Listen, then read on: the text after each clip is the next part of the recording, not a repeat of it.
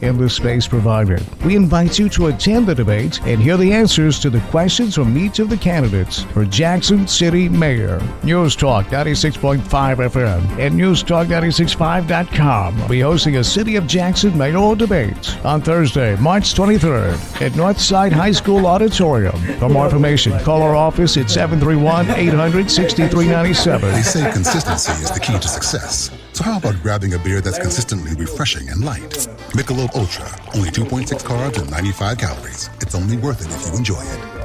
Enjoy responsibly. Anheuser-Busch Michelob Ultra Light Beer, St. Louis, Missouri. Central Distributors, Jackson. Hi, my name's Dawn. I have been taking BioT at Advanced Medical. My moods are better. I sleep well. My husband has complimented me on the mood swings that are no longer affecting our marriage. Are these problems affecting your work, your relationships, and your quality of life? You'll be happy to know there's an exciting, natural solution available called BioT. BioT uses a natural way for men and women to correct these problems by safely and accurately balancing hormone levels without the use of synthetic injections or cream. I got blood work done, and they identified what hormones were out of balance. They gave me the bioidentical hormone pellets through BioT, and now I have more energy, no more brain fog, I'm sleeping better, and I feel like my old self again. I would recommend Advanced Rehab and Medical and their BioT program to anyone suffering with symptoms like mine. It's been life-changing. To book your appointment, call 731-462-8580. That's 731-462-8580. Looking to add a little spice to your love life? Nothing adds spice like gunpowder. Jackson's only indoor shooting range, date night at the range. Here's what you lovebirds get: a shooting lane for two targets, 100 rounds of ammo, eye and ear protection, and a $30 gift certificate to Texas Roadhouse. All for just $99.99. Now that's firepower.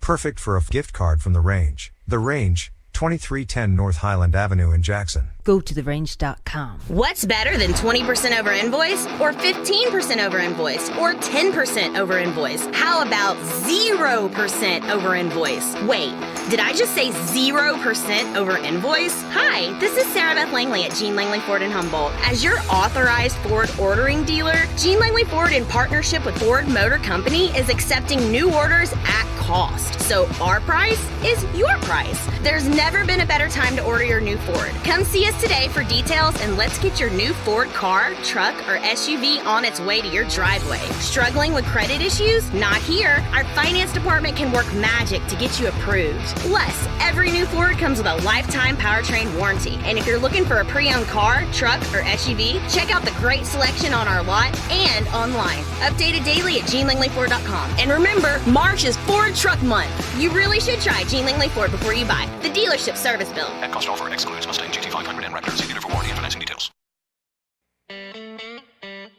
The Rocket is coming to Jackson April 13th, Meridian Baptist Church. Roger Clemens will be the guest at the 4th annual benefit to the Trey Lindsay Scholarship. Roger Clemens has an unprecedented 7 Cy Young Awards, 354 wins, and 4,672 strikeouts. Clemens' career spanned 24 years with the Red Sox, the Yankees, the Blue Jays, and Astros. The 11-time All-Star, winning 2 World Series with the New York Yankees. Silent auction is huge with sports celebrity memorabilia along with hunts, duck calls, vacation packages, restaurant packages, and more. Follow posts on Facebook mentioning items leading up to the event. Call 731-217-7187, 731-217-7187 for table sponsor or ticket information. Brought to you by Work Care Resources and News Talk 96.5 FM and NewsTalkWTN.com.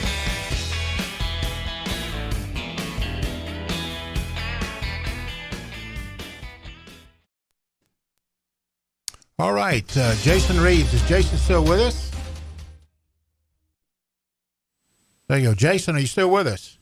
I'm here. Can you hear me? Yeah, fantastic. Had an obscene commercial break we had to take care of, but Jason is back, and he's going to tell us all about how to get started with spring gardening. Go, Jason. All right. So, yeah, we are several weeks ahead of schedule this year. One things you want to pay attention to is in most of Tennessee, our frost-free date, our average frost-free date is April 15th, and that means that we can have a frost on April 15th. We can have a frost beyond that a little bit because, again, that's our average date. So if you're planting things that are tender, things that have been in a greenhouse, things you've had in the house, tomatoes, peppers, flowers, you really want to wait till after that frost-free date. And in my head, it's always, I think it's best to wait till after Mother's Day just to be sure. So keep that in mind. Don't get over anxious. Another thing it's really important about gardening is knowing what your soil is like, knowing your pH of the soil, the nutrition of your soil. And you can easily do that by taking a soil sample. And the way you do that is contact your local county extension office. And if you're in Jackson, that's on North Parkway, if you're in Madison County. But whatever county you're in, contact your local agriculture extension office, and they can guide you on that process of how that happens. And that sample gets sent off. And when you get that sample back, it tells you what to do to your soil. If your pH is not correct on your soil, your plants can't take up the nutrition that's there. So that's one of the two things, I guess. Don't get too early, and be sure you've got your soil right before you start planting. And so that when that test comes back, it will explain what you need to do to your soil. And when you fill out that form, it'll ask you what you're growing, whether it's a vegetable garden or if it's your Bermuda grass lawn or fescue or your landscape. So that's a really good thing to get started with before you even plant anything. All right, sounds good. Now, at this time of the year, if I remember correctly, Lowe's, Home Depot, and places like that will have blackberry stems or cuttings or whatever you call that. Is it too early to plant those? It's not too early to plant woody plants. So plants like blackberries, blueberries, a lot of your shrubs, as long as they have not come out of a greenhouse and they're lush and all leafed out. If that's the case, then you get them in the landscape and we get a freeze here in a week or two or longer. They can most definitely damage those stems. But if they're dormant, and really a great time to plant trees and shrubs, again, if they've been out in the cool already, is this time of year. I mean, you can plant all winter long and, in the spring. You get them in the ground this time of year and they get well established before our hot, dry summer. So those roots will start growing. Great time to plant blackberries, blueberries, trees, various shrubs as well. All right, thank you. Now, one of the things that I often have to deal with is blossom end rot. It's a little blotchy place on the flower end of my tomatoes. How do you prevent that? So blossom end rot, that is caused, it is a fungus that, of course, that affects the tomato. And your soil test will first tell you what you need to do with your soil, which can help prevent that. So it is calcium, I believe, is if the plant's not getting enough calcium, it's a calcium deficiency. So applying something that's high in calcium will help with that. But again, your soil test will tell you that ahead of time, whether you need to do that. So you really want to get that in the soil before you've got the plants in the ground, so it can go ahead and be acting with your soil and with the plants. So it's lack of calcium in the soil. And, there's some great university publications that you can find a lot of information about gardening, and just Googling it. Anytime you're Googling on the web, I always recommend you add the word university in there. You come up with a publication, whether it's University of Tennessee or Florida or Texas or wherever, depending what the plant is, it may be a little different regions of the country, but those publications are well written by people that have done their homework, and they're not promoting a product, not making a profit off of it. So that's good, sound information. Perfect. Jason Reeves at UT at the agricultural office out there. Thank you so much for calling in. We appreciate your help, and hopefully we'll be back in touch with you between now and the beginning of planting season. But thank you. All right, sounds good. Thank you so much for your time. KC, how you doing? I'm doing all right. Good. I am doing all right. What's happening in your world? Well, there's a lot going on in my world. Doc, I have got two big shows this weekend. We've got a show Friday night, which is our annual show that we do every year with the Chester County Carl Perkins Center for the Prevention of Child Abuse. Right. Now, when you say Right. show, what are the elements of your It's show? a wrestling show. Wrestling. All right. Wrestling show. It's a wrestling show. We got a whole big thing. Hang on, let me pull it back up here. I just looking at it. We've got 6 big matches. We've got a ladies match on the card. We've got a couple of tag team matches. Memphis Wrestling Hall of Famer Reggie B. Fine will be tagging up with the Joker to take on Bam Bam Bundy and Honcho Hensley. We've got the finals of the Tennessee 10 tournament were last weekend in Selmer, and the winner of that tournament, Matt Boyce, will be taking on the current Southern Heavyweight Champion, MJ Davis, with our good friend Larry Lucky P. Larson, Esquire, that you... my pal. Your pal over there.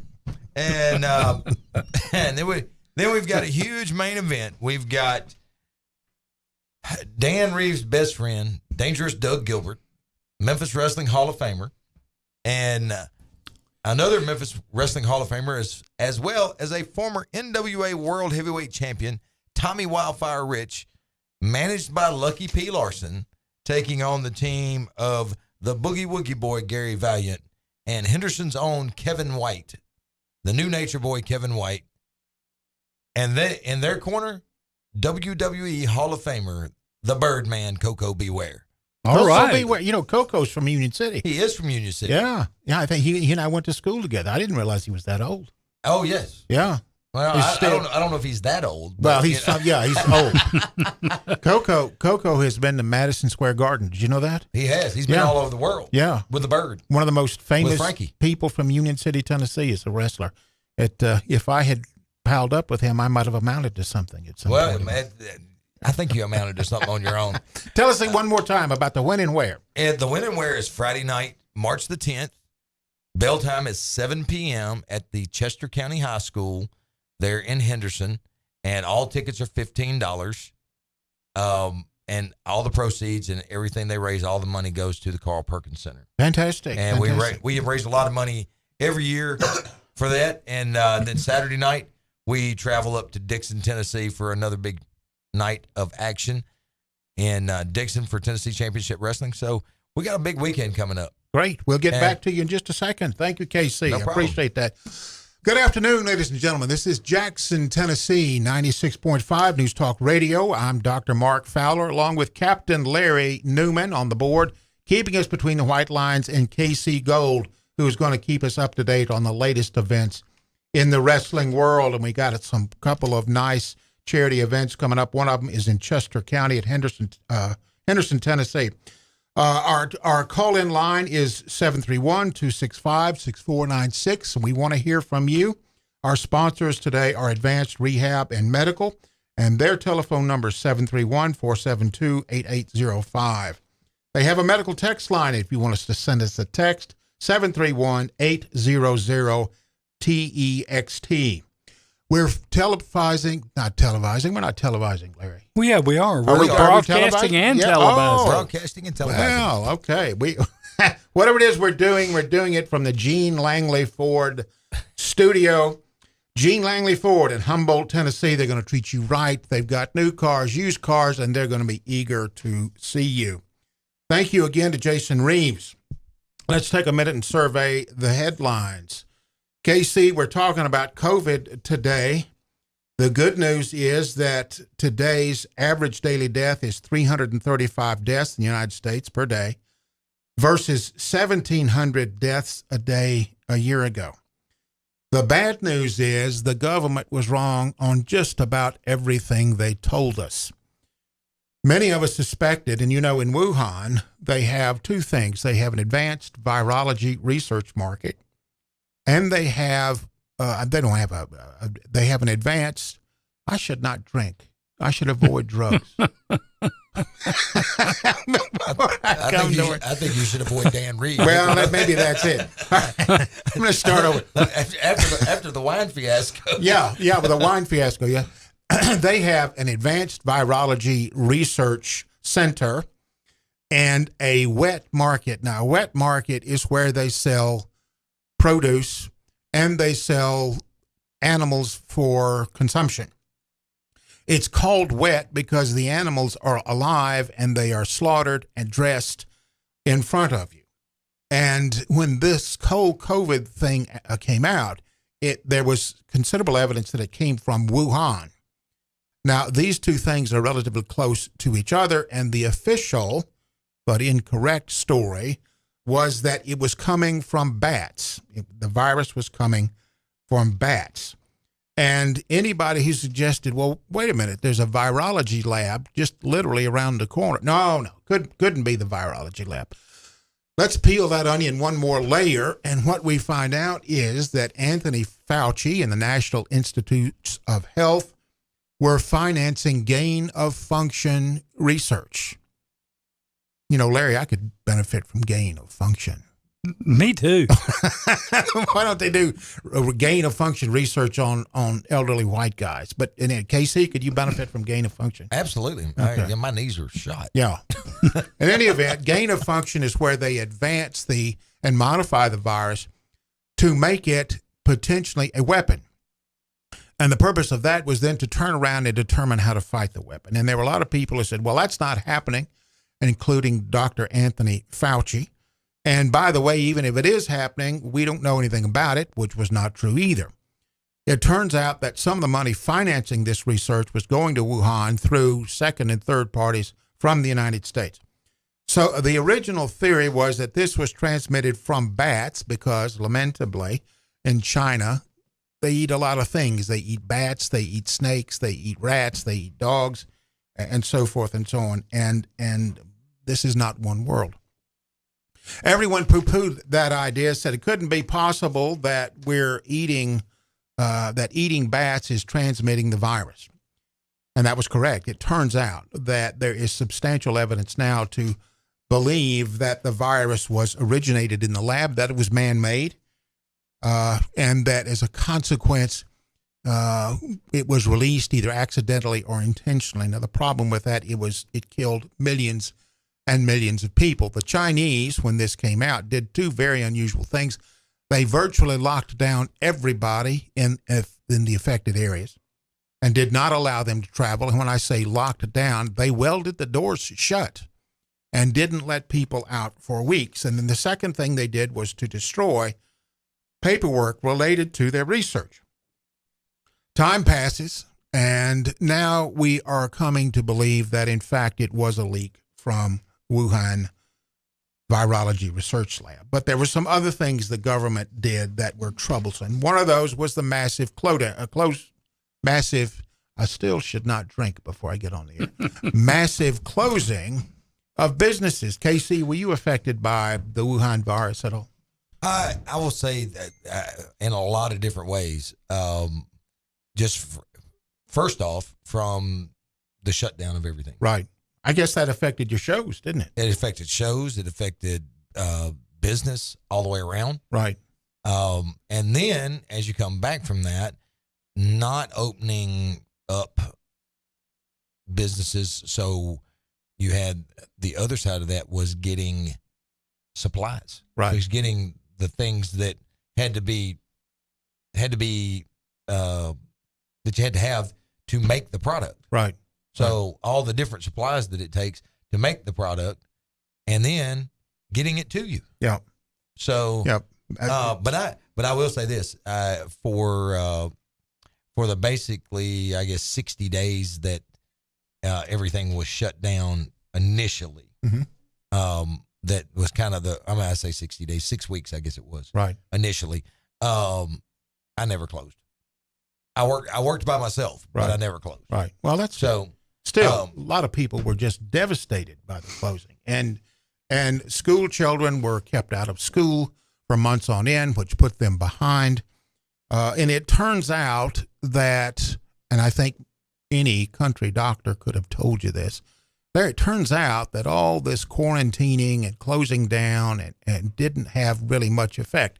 Still, millions of people died. Children suffered from not being in school. There was an increase in depression because people were locked down, and it didn't make a significant difference in terms of transmission. In addition to that, masking didn't help much either.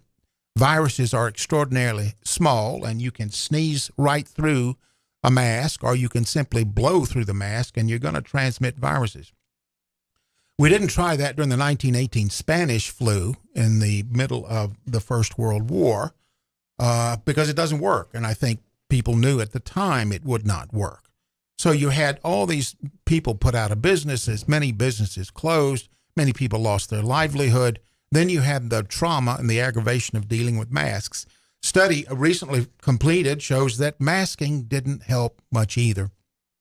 Now, the government was big on vaccines, and the government said, now, the vaccine is more important than natural immunity, and that turned out not to be the case either. The vaccination molecule, what happens in a vaccine, they create a molecule that's a portion of the vaccine, of the virus, and they inject you with that, and your body develops antibodies to that. Well, the only portion of the virus that you were reacting to was the stem cell. And as a consequence of that, you weren't creating antibodies to the entire virus. Right. And so the antibodies and the vaccines were not as effective. Now, they were effective in reducing the severity of the illness, but they did not eliminate the illness altogether. So masking didn't work. Closing didn't work. Governor Cuomo up in New York had the great idea of sending sick people with COVID back to the nursing home, which probably caused more deaths than if they had done something different. Complete governmental fiasco. And now the spotlight's back on Anthony Fauci, who has considerable conflict of interest because of the money that he funneled through to do that research.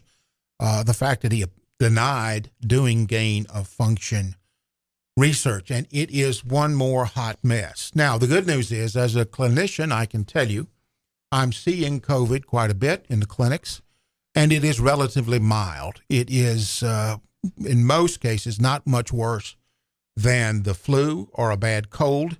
There's not much that we do for that except treat symptomatically. So that is good news in terms of COVID, but it raises a whole lot of questions.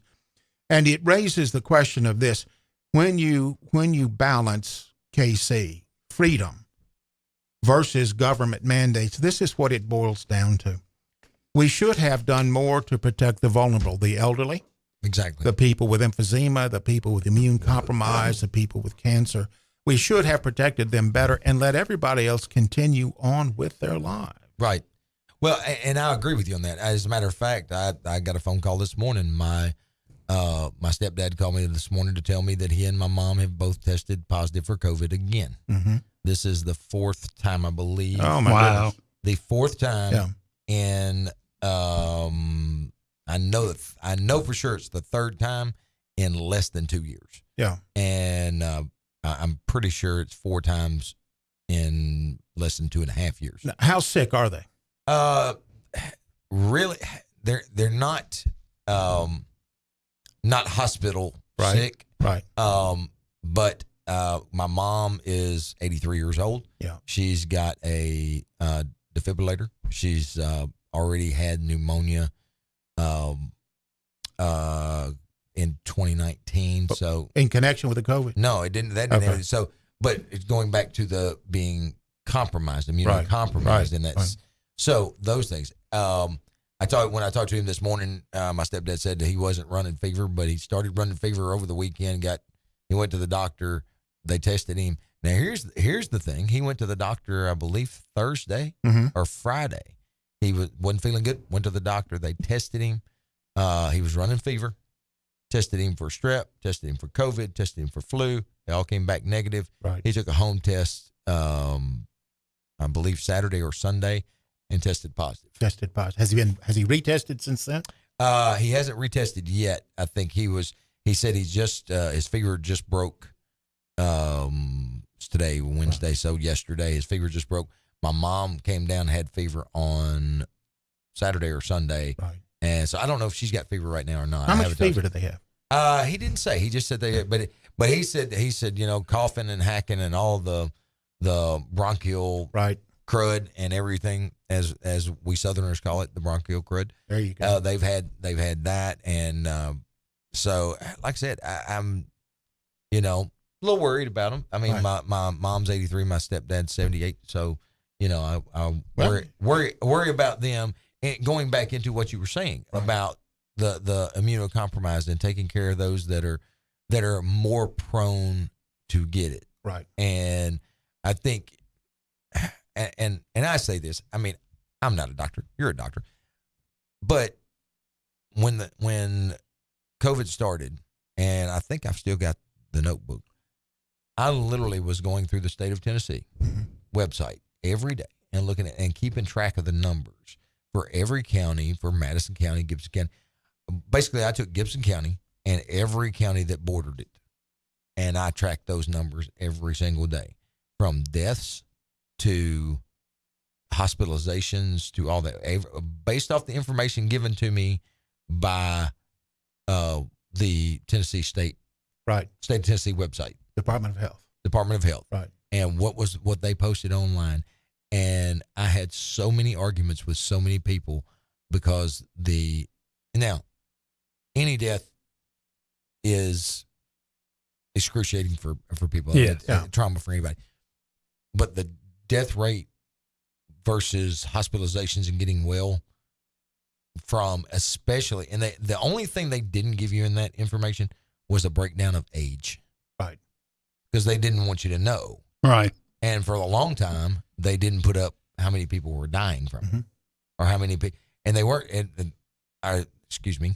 they were putting up how many people were dying. They weren't putting up how many people recovered from it. Right. In that information.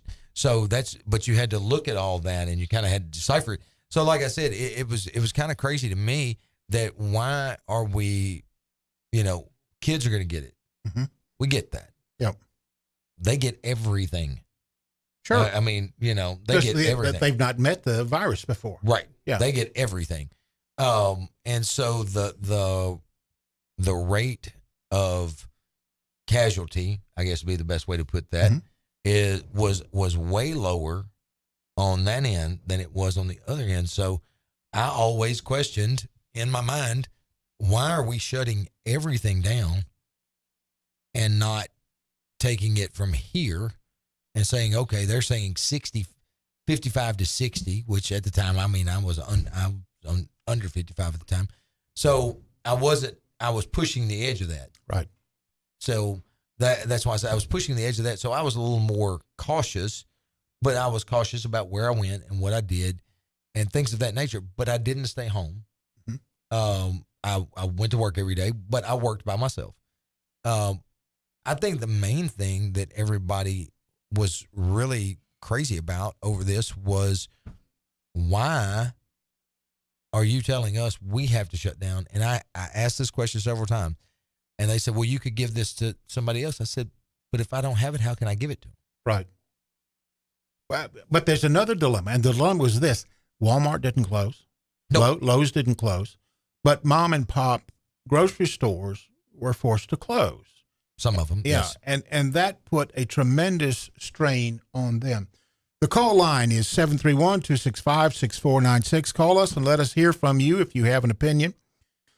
The mayor's race for Jackson, Tennessee is coming up in May, and we are going to have a mayoral candidate forum on the 23rd at 6:30 at Jackson North Side.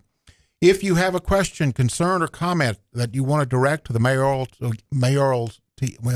horticultural mayoral debate in Wuhan. That's right. In Wuhan. Yeah, I'm not going to say that again. If you want to talk to the mayor candidates, go to the website, post your question. We'll be glad to entertain that.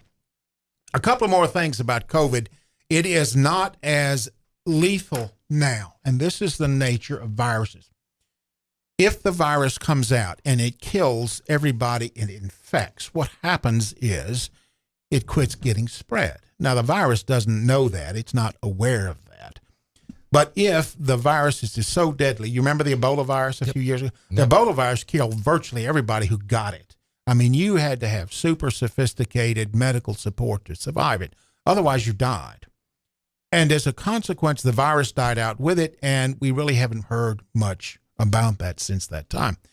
The COVID infects many people, and some people mount a vigorous response and do fine. Other people cannot mount that vigorous response, and they get sick and they die. But what happens is the ones who mount a vigorous response can still transmit a weaker version of COVID.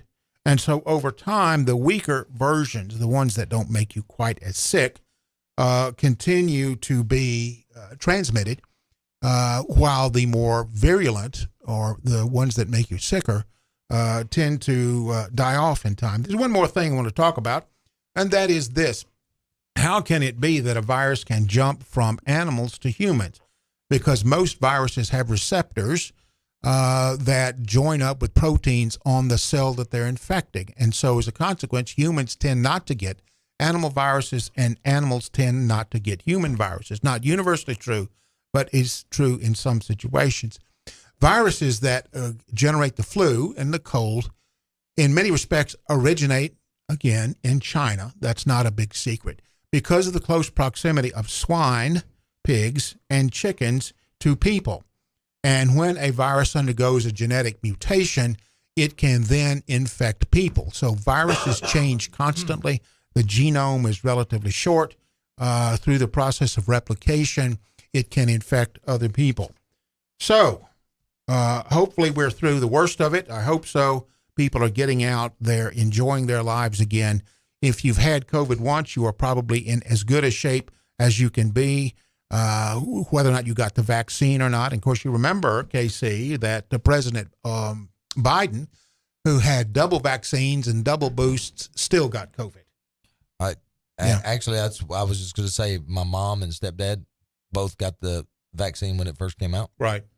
And within 6 months hadn't gotten COVID. Right. So and that was, that was always my problem, was why are they constantly telling us this is not this, get the vaccine, you're not going to get it. Yeah. They didn't know.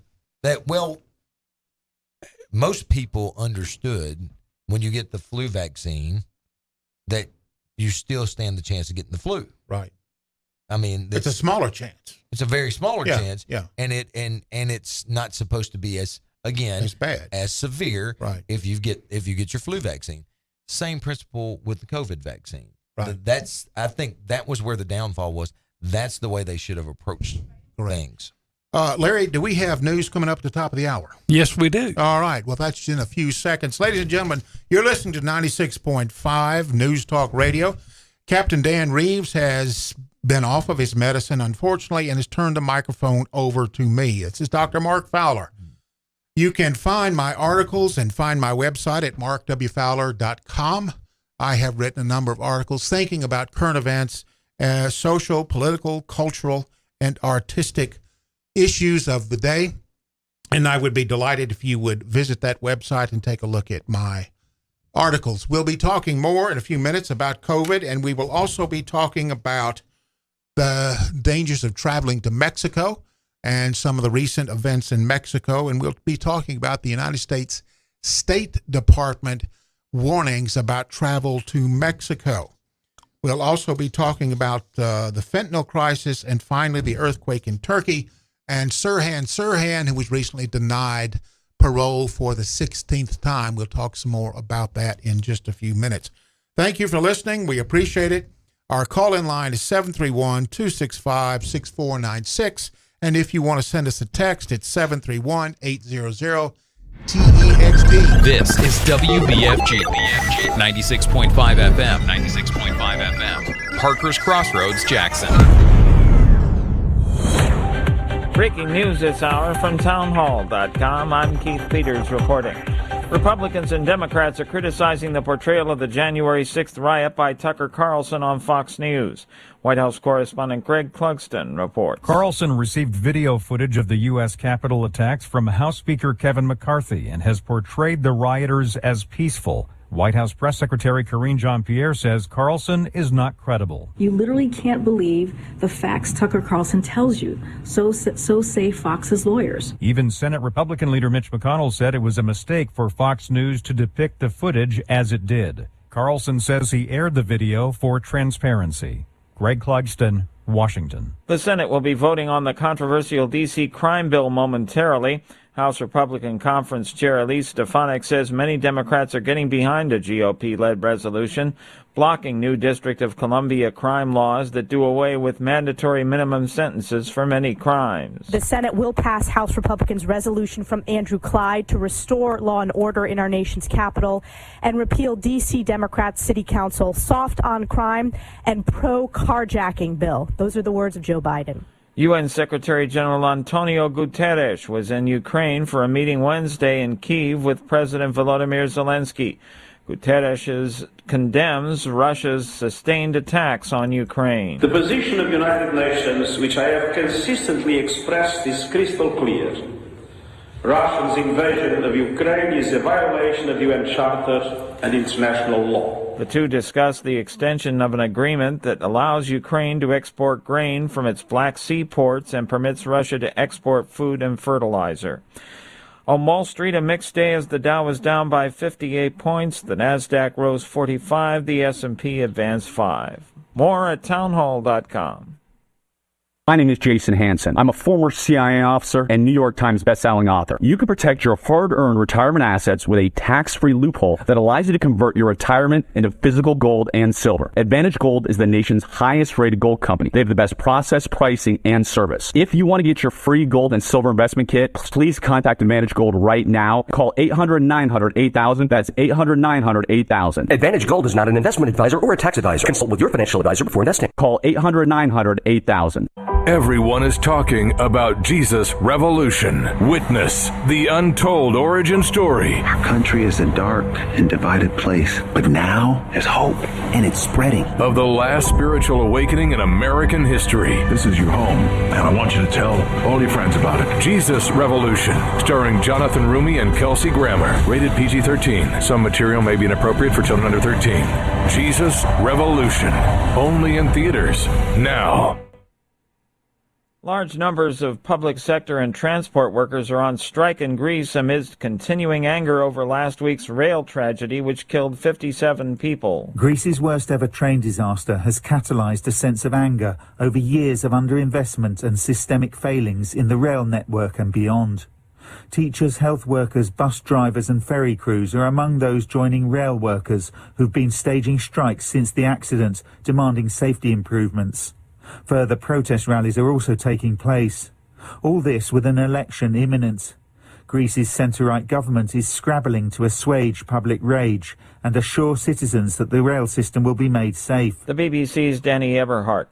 Greece isn't the only place where strikes are taking place. There are also demonstrations in France to protest the government's plans to raise the retirement age from 62 to 64. News and analysis at townhall.com. I'm Keith Peters reporting.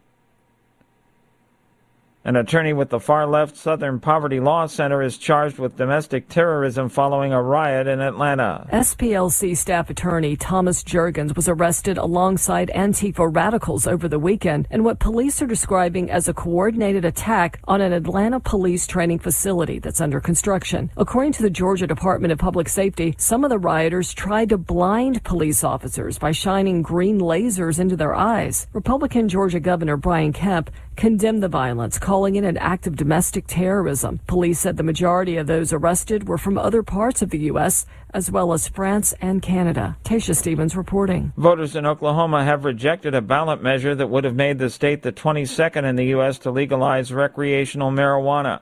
The Oklahoma push was defeated despite far more campaign spending by advocates for legalization than by opponents. More on these stories at townhall.com.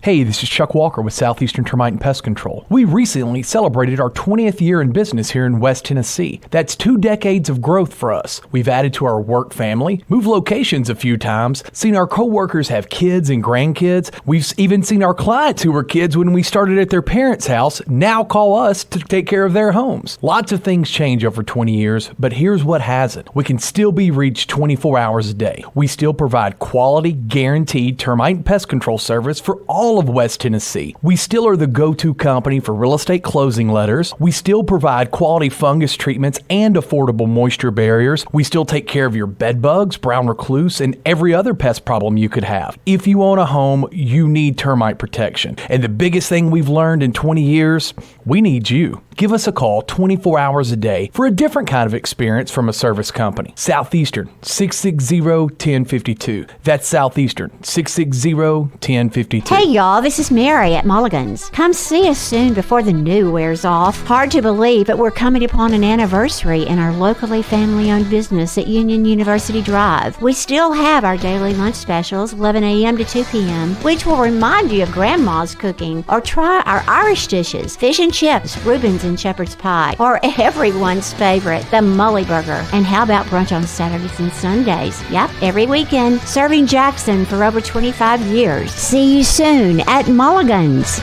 What's better than 20% over invoice, or 15% over invoice, or 10% over invoice? How about 0% over invoice? Wait, did I just say 0% over invoice? Hi, this is Sarah Beth Langley at Gene Langley Ford in Humboldt. As your authorized Ford ordering dealer, Gene Langley Ford, in partnership with Ford Motor Company, is accepting new orders at cost. So our price is your price. There's never been a better time to order your new Ford. Come see us today for details, and let's get your new Ford car, truck, or SUV on its way to your driveway. Struggling with credit issues? Not here. Our finance department can work magic to get you approved. Plus, every new Ford comes with a lifetime powertrain warranty. And if you're looking for a pre-owned car, truck, or SUV, check out the great selection on our lot and online. Updated daily at GeneLangleyFord.com. And remember, March is Ford Truck Month. You really should try Gene Langley Ford before you buy. The dealership service bill. At cost offer excludes Mustang GT500 and Raptor. See dealer for warranty and financing Looking to add a little spice to your love life? Nothing adds spice like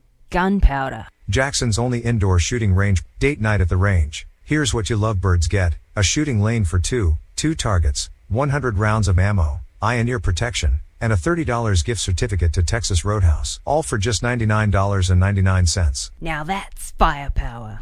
Perfect for a gift card from the range. The Range, 2310 North Highland Avenue in Jackson. Go to therange.com. My name is Steven and I'm 41 years old. I started having problems with my weight, my focus, my energy all around. I spent thousands of dollars a year on supplements trying to get my weight down, and it never worked. Are these problems affecting your work, your relationships, and your quality of life? You'll be happy to know there is an exciting natural solution available called BioT. BioT uses a natural way for men and women to correct these problems by safely and accurately balancing hormone levels without the use of synthetic injections or creams. I got the treatment and it has been the best decision of my life. I feel great. I'm losing weight. I have more energy. I'm getting stronger in the gym and I can focus so much better. And I notice that I also sleep better and I'm always in a good mood. And I believe it's all because of the BioT treatment. To schedule an appointment to find out if BioTE is right for you, call 731-462-3596. That's 731-462-3596.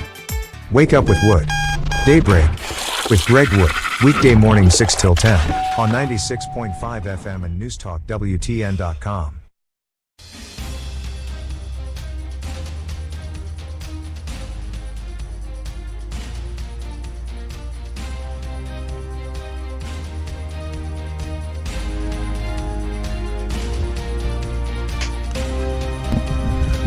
Good afternoon, friends. This is News Talk 96.5. I'm Dr. Mark W. Fowler, sitting in for Dan Reeves, who's off his medicine and inexplicably turned the microphone loose to me. Captain Larry is on the board, keeping us between the lines, and our good friend Casey Gold is here with us today. Casey, you're going to put on a show, charity show in Chester County. Chester County High School, right. Henderson, Tennessee. Right. This Friday night, bell time is 7 p.m. All tickets are $15, and we have got a big night. All the proceeds from that go to benefit the Carl Perkins Center for the Prevention of Child Abuse there in Chester County. A worthy cause. A very worthy cause. My good friend Terry Hearn down there in Henderson, Neo Products and Hair Financial are the big two sponsors there. And they've got a ton of sponsors. I couldn't even read the whole list of them. There's a ton of them. Oh, I was trying to pull it up there. There it is. And I can't even read them. See, they're so small. They got so many of them on there. But we've got 6 big matches, and the main event that night is Henderson's own Kevin White and the Boogie Woogie Boy Gary Valiant with WWE Hall of Famer Coco Beware in their corner, taking on Memphis Wrestling Hall of Famer and legendary Gilbert family member Dangerous Doug Gilbert and his tag team partner, former NWA World Heavyweight Champion Wildfire Tommy Rich, and they'll have Larry's good friend Lucky P. Larson in their corner. So my pal, your pal, I'm telling you, your pal. He's your pal because he sure ain't mine. Fantastic, a fun night for a good cause. Thank you, KC. You know, you ought to have a pro-am. A pro-am? Pro-am, yeah. And then What? Captain Dan Reeves. Captain, well, yeah. You're giving him a lot of credit. Being Well, captain. yeah, you know, I want to be nice to them. And I was going to say Private Dan Reeves, but Well, I mean, but that's anyway, just, yeah, he could be the am. He could be the am, and you could hook him up with Coco Ware, and that would be the pro-am. Like they do that in golf. Well, all I'm going to tell you is this: the last time Coco got a hold of Lucky P. Larson, he beat him with his own briefcase, and every time the fans would tell him that one more time, he would hit him again. And I think he hit Lucky about 25 times with that briefcase. Wow. And he wore him out with a briefcase, and we were in South Fulton. So he wasn't very lucky that night, was he? He was very unlucky. And I won't tell you what some of the fans call him because that's I'm telling you, it's something. I can imagine. It's something else, but you know. You're listening to News Talk 96.5. I keep stepping on KC. He's going to give me a pile driver here, and I'll shut up. You're listening to 96.5 News Talk. Captain Dan Reeves is in the house, but he has office medicine. He's turned the whole microphone over to me. And KC's helping me out, and Captain Larry is on the board, keeping us between the white lines. Okay, I'm going to say this. What? I got to say it one time. I said private. You know, you can't call him Captain Dan. You can't? No, you got to call him Lieutenant Dan. Lieutenant Dan. Lieutenant Dan. From the movie. Yeah, that fits. I like Lieutenant that. Lieutenant Dan. I'm glad he can't hear this. Oh, he can hear it. He'll get a call from somebody. The call line is 731-265-6496. The text line is 731-800-TEXT. The chief of police in Washington, D.C. came out today, held a press conference, and he is letting us know the obvious, that the way to reduce crime is to put criminals in jail. And for that, he should get the Captain Obvious Award. He's talking about many people are arrested 13, 14, 15 times, never prosecuted, never put in jail, and, of course, they keep offending. And so the chief of police deserves... I call him Captain Obvious, but he deserves kudos for at least stating the obvious. I'm beginning to push back. I mean, if you don't want to go to jail, there's an easy solution. Don't break the law. And if you don't break the law, the likelihood of going to jail is infinitesimally small. So anyway, thank you, Chief of Police, and hopefully that will make a big difference, and some of these crazy prosecutors will turn themselves around. Let's talk now briefly about Mexico. It is not one world. There are different cultures, different ways of living. Nobody in his right mind would send his female college student daughter to Afghanistan as an exchange student. The reason is the Afghanis will not let girls go to school. By the same token, nobody in his right mind would go and live in Venezuela voluntarily because they are literally eating zoo animals and dogs and harvesting food from the trash. Those people did that to themselves by voting in socialism. They have suffered now, and the problem is you can always vote socialism in, KC, but you have to shoot your way out of it. Exactly, and you can look at some of the things that go on around the world in those countries, and you see how bad it's turned. Right. Just economically. Exactly. And the thing is the economics, and this is my opinion. Okay, I'm not going to state a fact here. My opinion is you look at some of these things, and the economy is what drives the crime rates. It drives it drives those things. Because when people get that hungry, they will do whatever they have to do to feed their families. Correct. And so that's some of what goes on here in this country in some of the bigger cities with all of the inner city problems that you have because they're not funded as well. Right. And the people there, some of them are, and then it becomes a kind of I hate to say trickle down problem, but it becomes a trickle down problem all the way around. Yeah. Well, here's the thing. It does not take too many people to spoil the environment for everyone. When they raised or lowered the penalty for shoplifting and raised the bar to $1,000, you can imagine what did happen. And that is people would take a garbage bag and steal everything in sight and walk out. And Super D, Walgreens, Walmart, CVS, they can't take $1,000 loss multiple times a day, day after day, and stay in business. Right. And so as a consequence, the little old lady who's 80 years old, who lives 2 blocks from Walgreens in San Francisco or in Portland or wherever, now finds herself having to take the bus all the way across town because Walgreens closed because they cannot sustain that loss. And the tragedy of Venezuela is Venezuela was one of the most one of the most prosperous countries in Latin America. They turned it over to Hugo Chavez, who was voted in, by the way, and he was succeeded. And as a consequence, the person who succeeded him, whose name escapes me. You know who that is, Larry? Nicolas Maduro, isn't it? Yeah. Maduro has taken over and has refused to step down. As a consequence, people are losing weight. The average weight loss in an adult is 35 pounds. They literally do not have enough to eat, and everything has collapsed because of Maduro's socialist policies. Similar things are happening in Mexico. Now, I'm confident there are millions of Mexicans who are wonderful, nice people, good people. But the problem is there are a handful of bad apples in Mexico that are destroying the country. The political system is completely corrupt by drug cartels and drug money. Now, that's not entirely due to Mexicans' fault. Some of that money is coming from people in the United States who are consuming drugs. And that is financing the cartels who have such a terrible hold on the government. But I want to share with you some things about Mexico, and some of this is lifted from the United States State Department language advising government employees. And here's some of the restrictions on United States government employees in Mexico. Number 1, don't travel at night. Don't travel at night. Number 2, don't hail a taxi off the street. You have to use Uber or Lyft, where there is a mechanism for tracking who's picking you up, or you have to go to a registered taxi stand. Don't drive away from the border, except on Highway 85 and Highway 15, and only during the daytime. There are 32 Mexican states.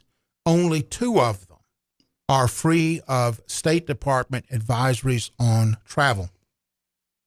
Sadly, 4 people were recently kidnapped, and 2 of them were killed. 2 of them survived but were badly tortured. And the thinking, the reportage is that these 4 were mistaken for Haitian drug smugglers. They were stopped when the cartel thugs shot up their minivan, disabling the minivan. They killed 2 of them. They took the other 2 and tortured them, moving them from place to place until the Mexican police found them. This is not a place where you want to be on vacation. And I know that many of you thinking about spring break, particularly college students who are particularly vulnerable because they dress like they're well off. They wear fancy watches, fancy clothes. They act inappropriately. They act like tourists, American tourists, and they get taken advantage of. But there's something else that I wanted to talk about. In Mexico, in some drugstores, as much as 45% of the medications are fake. 45%.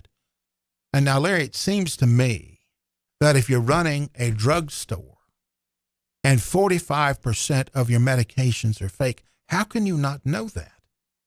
How can you not know that? I don't know what the how they keep up with all the drugs in Mexico. Yeah, but you go in, drugs like Eliquis, Plavix, and others, which are vital, which are essential to maintaining your health if you have a history of blood clots or atrial fibrillation, and they're fake. And the people who did this research would show you that they are very, very similar. Now, American tourists go down there on the theory they're going to save a big bunch of money on these drugs. And some of the drugs they're absolutely worthless, and they're not helping you at all. But what is the pharmacist, KC, in the back of the building doing? What is he thinking? Well, the next question to me, is it the pharmacist, or is it the middleman from the drug company to the pharmacy? Could be. It could be. There's several options there, and that's another one of those needs to be investigated. Do you have if you go in here would be my theory on it.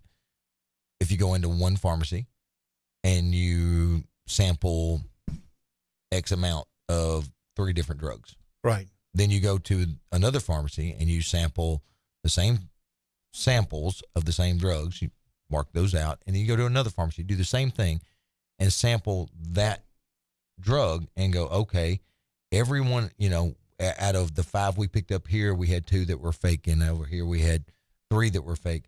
That's going to tell you that it's not the pharmacy. That's going to tell you that it's coming. That's the way it's coming to them. Yeah, it's coming to them now. So is it the pharmacy and is it the pharmacist in the back, or do you need to figure out, because this, are the pharmacists doing it? Okay, if they're doing it, now you eliminate that pharmacy. Right. And that's how you figure it out. So what are they doing? And how are they going to go about figuring that out? Right. Because you can't take the drugs away from the people and give them fake drugs and then not realize that in the long run that's going to kill more people. Or are you just so greedy that you're trying to cut the drugs with something else, baking soda, aspirin, whatever, cornstarch, yeah, exactly, to do this? But when they already, and that's kind of my thing, most of them already come in pill form. Mm-hmm. So are they, do they have the pills that look similar? Are they loading them up? Have you got when they fill your bottle, fill your prescription, when you open those up, have you got 10 pills and 5 of them are real and 5 of them are fake? Because they look so similar, you would never know.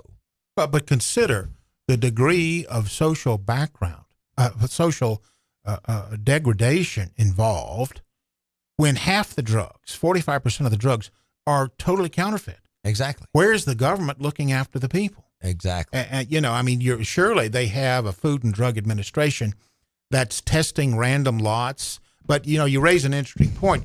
If they're coming out of the factory, okay, and that's where the Mexican FDA is testing them, then they're being picked up midstream. It's the mid-level guys. It's somewhere from there to the pharmacy itself. Right. And you've got to investigate that. You've got to track that down. Right. Because I can only assume if that happened here, can you imagine the fiasco? Oh, the uproar would be that would happen. Incredible. Because there would be people that would, and the drug companies would be getting sued left and right. Right. Or there'd be people going to jail. It would be a significant problem. But what does it say about the culture in Mexico when this degree of counterfeit drugs is going around? There has to be more awareness than meets the eye. You would think there would be, and I'm sure there is, but we already know how with the drug cartels and everything there, how corrupt and I hate to say the government, because it's some of the government, it's not everybody in the government, but how corrupt things are there. Right. It is not one world, ladies and gentlemen. That kind of thing probably could not go on here in the United States. Now, there's another layer to this onion, and that is this. The Mexicans receive the precursor molecules for fentanyl. And somewhere in Mexico, people assemble these precursor drugs and make them into counterfeit Lortab, counterfeit Percocet, counterfeit Xanax. And they send them to the United States. Now, these people are not all that keen on quality control. And it takes only 2 milligrams of fentanyl to kill you. And so, lamentably, what's happening is people between the ages of 18 and 30 are taking these counterfeit drugs at parties. They're taking them from their friends, and they are dying. We had 100,000 fentanyl overdose last year in the United States. That's a plane crash every day. That's 300 people dying every day. That's crazy. And it is terrifying. If I were the parent of a teenager, if I were a parent of a college student, I would sit down, Larry, and I would have this talk. Whatever you think in the midst of that party, however cool you think you're going to be, or whatever high you think you're going to get, is not worth the very real risk of taking counterfeit drugs and dying of fentanyl. When I worked in the prison, we had counterfeit pills. The prisoners would get them. Don't ask me to explain how, but they would. And they would have multiple fentanyl overdoses. We would have multiple fentanyl overdoses in a week, and they would collapse. They would be brought in. They would be completely unresponsive, turning blue. You could rub on their chest. You could pinch their fingernails, and they would not respond until you gave them multiple doses of fentanyl. Of Narcan, and you inject the Narcan to spray, inject it in their nose, and then they would come around. But if you're not in the presence of somebody with Narcan, you are going to die with a lethal dose of fentanyl. And as we said, 100,000 people die per year. The Chinese are doing this to us. The Mexicans are doing this to us. And the United States government is not adequately responding, in my opinion, to this crisis. What say you, Larry? Well, I mean, that's just a horrible statistic. What my question is why are these people so miserable in life that they've got to be stoned and high and all that all the time anyway? Yeah, there's a question for you, and I don't understand it. Now, Casey, you may be like me. And from time to time, I enjoy a nice glass of bourbon. Now, it's not an 8-ounce glass of bourbon. Are you a teetotaler, Casey? 16? Actually, I am not. And it's funny that you say that, because this past weekend I went to one of my friend's weddings, and I don't generally drink. Yeah. Because usually I'm the one that has to drive. Right. So I'm very big on not drinking and driving. And so we were actually staying there at the hotel, and I had a few too many. Uh-oh. Just a few. Well, buzzed partying is drunk partying. It is. Luckily, we were at the hotel and I didn't have to drive. Would you say horticulturist for us 3 times real quick? I would not. They ought to add that to the sobriety test. I'm telling you. I can't say it, and I'm sober. I want to see Blake Shelton say it on The Voice. There you go. 3 times real fast. Anyway, the Jewish religion celebrates wine as a part of their religious ceremony, and wine, alcohol, it elevates the spirits. It softens the day, and it helps you enjoy your friends. And I don't see anything wrong with that. You know what Benjamin Franklin said? Larry, Benjamin Franklin said, beer is a sign that God loves us and wants us to enjoy life. I didn't know Ben was a theologian, but that's not a bad philosophy. I'm just going to say amen. Amen. And, they wrote that down. You know how he said it? How? God gives it to you. I bet he couldn't say horticulturalist either. That probably wasn't even a term back then. Yeah. Let's talk briefly a little bit about the tragedy in Turkey, which has been pushed out of the headlines. Ladies and gentlemen, a few days ago, they had an earthquake in Turkey, and I want you to put your coffee down, and I want you to think about this, what this would look like, what this would feel like, what this would be like if you were there. 46,000 people died out of a population of 82 million. 46,000 people died. There is a little boy running around in Turkey right now whose sister was killed, whose parents were killed. He is an orphan. There is a man over in Turkey whose children were killed, whose wife is a quadriplegic because she was crushed. There are 240,000 apartments destroyed in Turkey, probably housing maybe 1 million or more people. It's been bumped out of the news. As you sit there with your coffee, as you sit there listening to us in your comfortable house with adequate food, adequate power, you're out of the rain, you're warm when it's cold, you're cool when it's warm. Remember these people, also children of God, and be mindful of them and help. You can send $5 to the Red Cross. You can send $5 to Samaritan's Purse, both of which are actively involved in relief efforts in Turkey.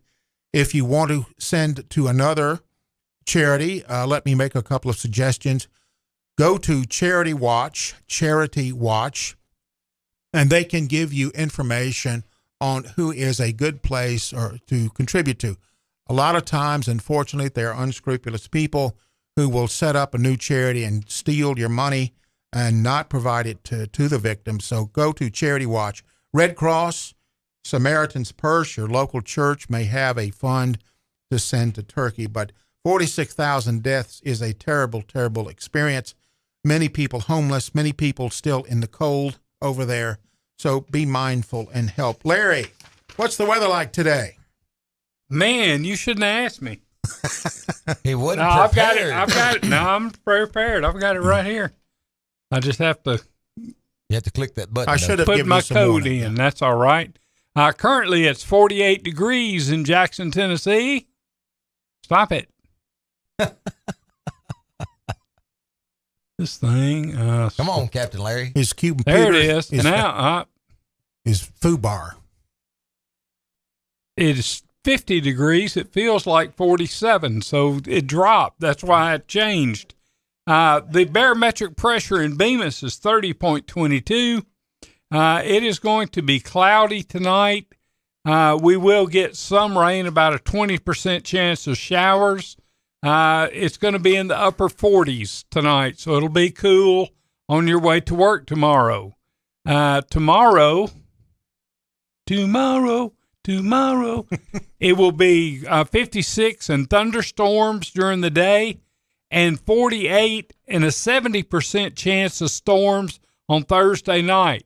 On Friday, mostly cloudy and 54, partly cloudy and 36 on Friday night. On Saturday, 54 during the day and mostly sunny, and at night the temperature drops to 49, and you've got thunderstorms coming again. So, all right. There's the weather. Thank you, Larry. Why don't we take an obscene commercial break at this time, and we'll be back in just a few minutes with closing thoughts. Not too expensive, nothing too fancy, just an authentic Italian family recipe served up piping hot, just like a pizza pie should be. Locally owned and operated Carico's Pizza, home of the $8 lunch special. 2 slices and a drink for just $8. Buy the slice or the 28-inch monster. Perfect for the bowl game. Carico's Pizza, 1370 Union University Drive. For catering, call 731-240-1033. For the full menu, visit caricospizza.com. Have you noticed IV drips popping up all over town? But only one premier health and wellness provider, Jackson IV and Wellness Clinic, offers the latest advances in medical IV treatments. Our highly trained nurse practitioners administer nutrient-infused IVs and injections to provide essential quality of life vitamins and minerals. Jackson IV and Wellness Clinic. Safe, natural, replenishing. 1022 Greystone Square, Jackson. Request an appointment today at jacksoniv.com. King Jewelers is not your typical run-of-the-mill jewelry store. It's an iconic symbol of love. Custom handmade jewelry to suit your taste or melt down your old stuff and create something completely new. Grover has over 35 years as a certified jeweler with While You Wait services that include free jewelry cleaning, fine jewelry, friendly staff, custom designs, quality repairs, and of course, Grover. KingJewelersJackson.com, 16B Conrad Drive, Jackson. Follow King Jewelers Jackson on social media for special savings. When you need a heart expert, you need an expert with heart. Corbin Cardiology is dedicated to providing the highest quality cardiovascular care in West Tennessee. At Corbin Cardiology, our patient-centered approach, along with a full array of diagnostic imaging services, sets us apart from other cardiovascular clinics. Corbin Cardiology has clinics in Bartlett, Dyersburg, Lexington, and the newest location is now open in Jackson at 58 Murray Guard Drive. To schedule an appointment in office or by telemedicine, visit CorbinCardiology.com or call 731-513-5701.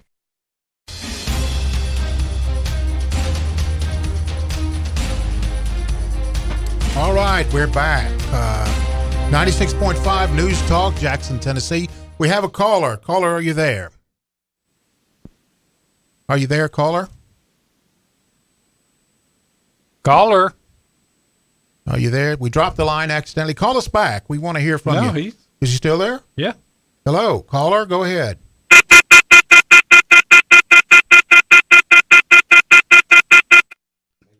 Well, maybe he dropped the line. Somebody dropped the line. Our phone line sponsor is CWA Development. They have a combined 80-year experience providing high-quality, personalized service to their customers. They're open from Monday, 8 a.m. to 9 p.m., Monday through Saturday. On Sundays, there is an emergency number, and they'll get right out to you. That number is 731-503-9598. These are good folks, and they have a great deal of expertise in all kinds of things to renovate and restore your house, including fire and water damage restoration, plumbing, including the installation of sinks, faucets, toilets, garbage disposals, water heaters, and repairing leaks. They do gutter, roof, and window cleaning, power washing, fence and deck repairs. It's a good time to get that deck refurbished and finished and ready for the summer season. They do lawnmower repairs and irrigation repairs. That is CWA Development, and the number is 731-503-9598, and we appreciate their sponsoring our call-in line. We got a phone caller? Yes, we do. Oh, caller, go. You, my friend? Man, I'm doing all right, I guess. Yeah, you've been out there playing in the rain today? Not today, man. It's too wet. Well, we were just talking about you just a few minutes ago for our big show Friday night down at Chester County High School there in Henderson, Tennessee. And Kevin is a Memphis wrestling superstar from back in the day, and he has been kind of semi-retired here lately, I think. But he's coming out to tag with a Boogie Woogie Boy against your longtime nemesis, Doug Gilbert and Tommy Rich, Friday night. So give us a little word there, Kev, on what's going on with that match. Well, this Carl Perkins deal, I actually started the show several years ago before I actually retired, so it's pretty near and dear to my heart. It's something that it's actual fundraiser that the money actually stays right there in our community instead of going out and spread out all over. And the school systems, before I started my professional wrestling career, I coached football and taught at this school system. So I got a lot of friends and family around. And I'm sure Doug Gilbert, Tommy Rich, they probably thinking just because I've been out of the ring for 5 or 6 years that I'm going to be rusty. And I probably will be rusty. Rusty on doing some hip tosses or arm drags. As far as putting my knuckles up and going nose to nose and toe to toe, I can still do that any day. All day, every day, right, Kevin? That's right. And, well, I was going to say, Kevin is from right there in Henderson. He actually used to coach football, right? Yes, sir. There at Chester County High School. And that's one of the reasons I know, football, playing football, coaching football, it taught me more about life than any school class or anything in college I ever learned. I learned more there. So I know how Doug and Tommy is always a numbers game. There's always something. You got to have eyes in the backside and a couple in front of you, to watch what all they got going up their sleeves. Well, so I knew the one person I could find would be the head football coach at Chester County, that's turning that program around, making it a great place and teaching those kids about life and to get in there and have him be the referee and make sure everything goes like it's supposed to go that night. Special referee DeJuan Johnson Friday night for the main event. Ooh. So the head coach of the Chester County High School football team, That's going to be a big night. I'm telling you, it's going to be a big night of action. Tickets are $15. All tickets $15. All the proceeds go to the Carl Perkins Center for the Prevention of Child Abuse of Chester County. Kevin, I appreciate you calling. I'm going to tell you, you forgot something there. You got somebody else, because on the other side with you talk about the numbers game. I'm sure they've got somebody that's coming to the ring with them. Well, I was going to try to keep it quiet, but I let it go. So I made a phone call to a friend of mine that's been in the business for a long time. He's been all over the world and back, but he's one of those guys that no matter what's going on or what he's going through, if you call him, he drops what he's doing and comes running. And that's Coco Beware.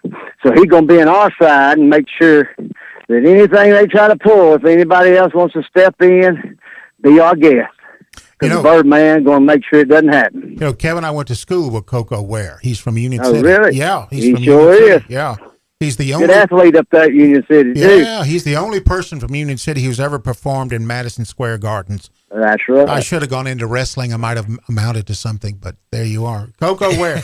This is a wonderful event. It's a great charity. It's the Carl Perkins Center for the Prevention of Child Abuse. Chester County High School, 6 p.m. this Friday. Doors open at 6. Bell time's at 7. All right. And Kevin White and his partner, the Boogie Woogie Boy, Gary Valiant, with the Hall of Famer, WWE Hall of Famer, Coco Beware, the Birdman in their corner, taking on Memphis Wrestling Hall of Famer, Dangerous Doug Gilbert, and former NWA World Heavyweight Champion, Wildfire Tommy Rich, with Larry's good buddy over there, Lucky P. Larson, in their corner. My pal. So your pal. I'm glad you said he's your pal. If he gets too close to Kevin, Kevin's liable to deck him. And that's my plan. At some point in the night. Please do. Some point in the night, when I get these hands around that little neck of his and try to drive this fist down his neck ain't too little, but I mean, he got a pretty big neck. Got to be for that big head he's got. Well, that's just make it easier to squeeze when you grab a hold of it. I have to say, Larry, to paraphrase what William F. Buckley said one time, I would rather trust the government to the first 200 wrestling fans than the entire Harvard professor, the Harvard faculty. I would rather trust 200 wrestling fans than the entire Harvard faculty. I feel him. Yeah. I can be down with that real easy. Yeah.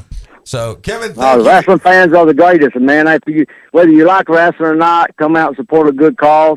And if you want to see things get wild and woolly, then come out too, because that's what's going to happen. I promise you. Thank you for your call, Kevin. The telephone number is 731-265-6496. It is a CWA Development new phone line sponsor. CWA Development has 80 years of experience in the business in commercial and residential maintenance, restoration and renovation, fire and water damage restoration, plumbing, gutter roof and window cleaning, wood repairs, fence and deck repairs. The telephone number is 731-503-9598. We're coming to you. This is Dr. Mark Fowler. Dan Reeves is off his medicine and turned the microphone over to me in a moment that I'm confident he will regret shortly. Our other sponsors include Advanced Rehab and Medical. Their text line number 731-800-TEXT. They can fix you right up. We've been talking about COVID. If you have the sniffles, a headache, cough, shortness of breath, go out there and see them at Urgent 45 and they'll fix you right up. If you need an automobile, go see Jane Langley Ford in Humboldt, Tennessee. Telephone number 731-784-9311. They will fix you up. New cars, used cars, they will treat you right. They will treat you right. You can build your own car. They have a lifetime warranty. Yes. On any car that you buy. Yes. Or new car. So that's the place to go. Yeah, you can't beat them. And it's not going to be like you take it in if it breaks down and you say, this car broke down. I bought it from you. It has a lifetime warranty. They're not going to tell you, well, you've reached the end of the life. No warranty doesn't apply. Well, the question is, was it the lifetime of the car, or is it your lifetime? Yeah. That's the lifetime warranty I want. That's the question I have. But I'm joking. I only kid. It's a lifetime warranty there at Gene Langley Ford. And so, go buy a car, Larry. Yeah, go see them. Go see them at Gene Langley Ford in Humboldt, Tennessee. No. And ask them if they can say horticulturalist. And if they can, they're going to give you a good deal. If they can't, they got to give me a free car. That's right. Well, it's like the kid that had the lemonade stand. And Yeah. it said all the lemonade you can drink for $1. Yeah. The guy gave him $1 and he drank all the lemonade. He said, fill it up again. He said, that'll be another $1. He said, I thought it was all you could drink for $1. He said, sir, that's all you can drink for $1.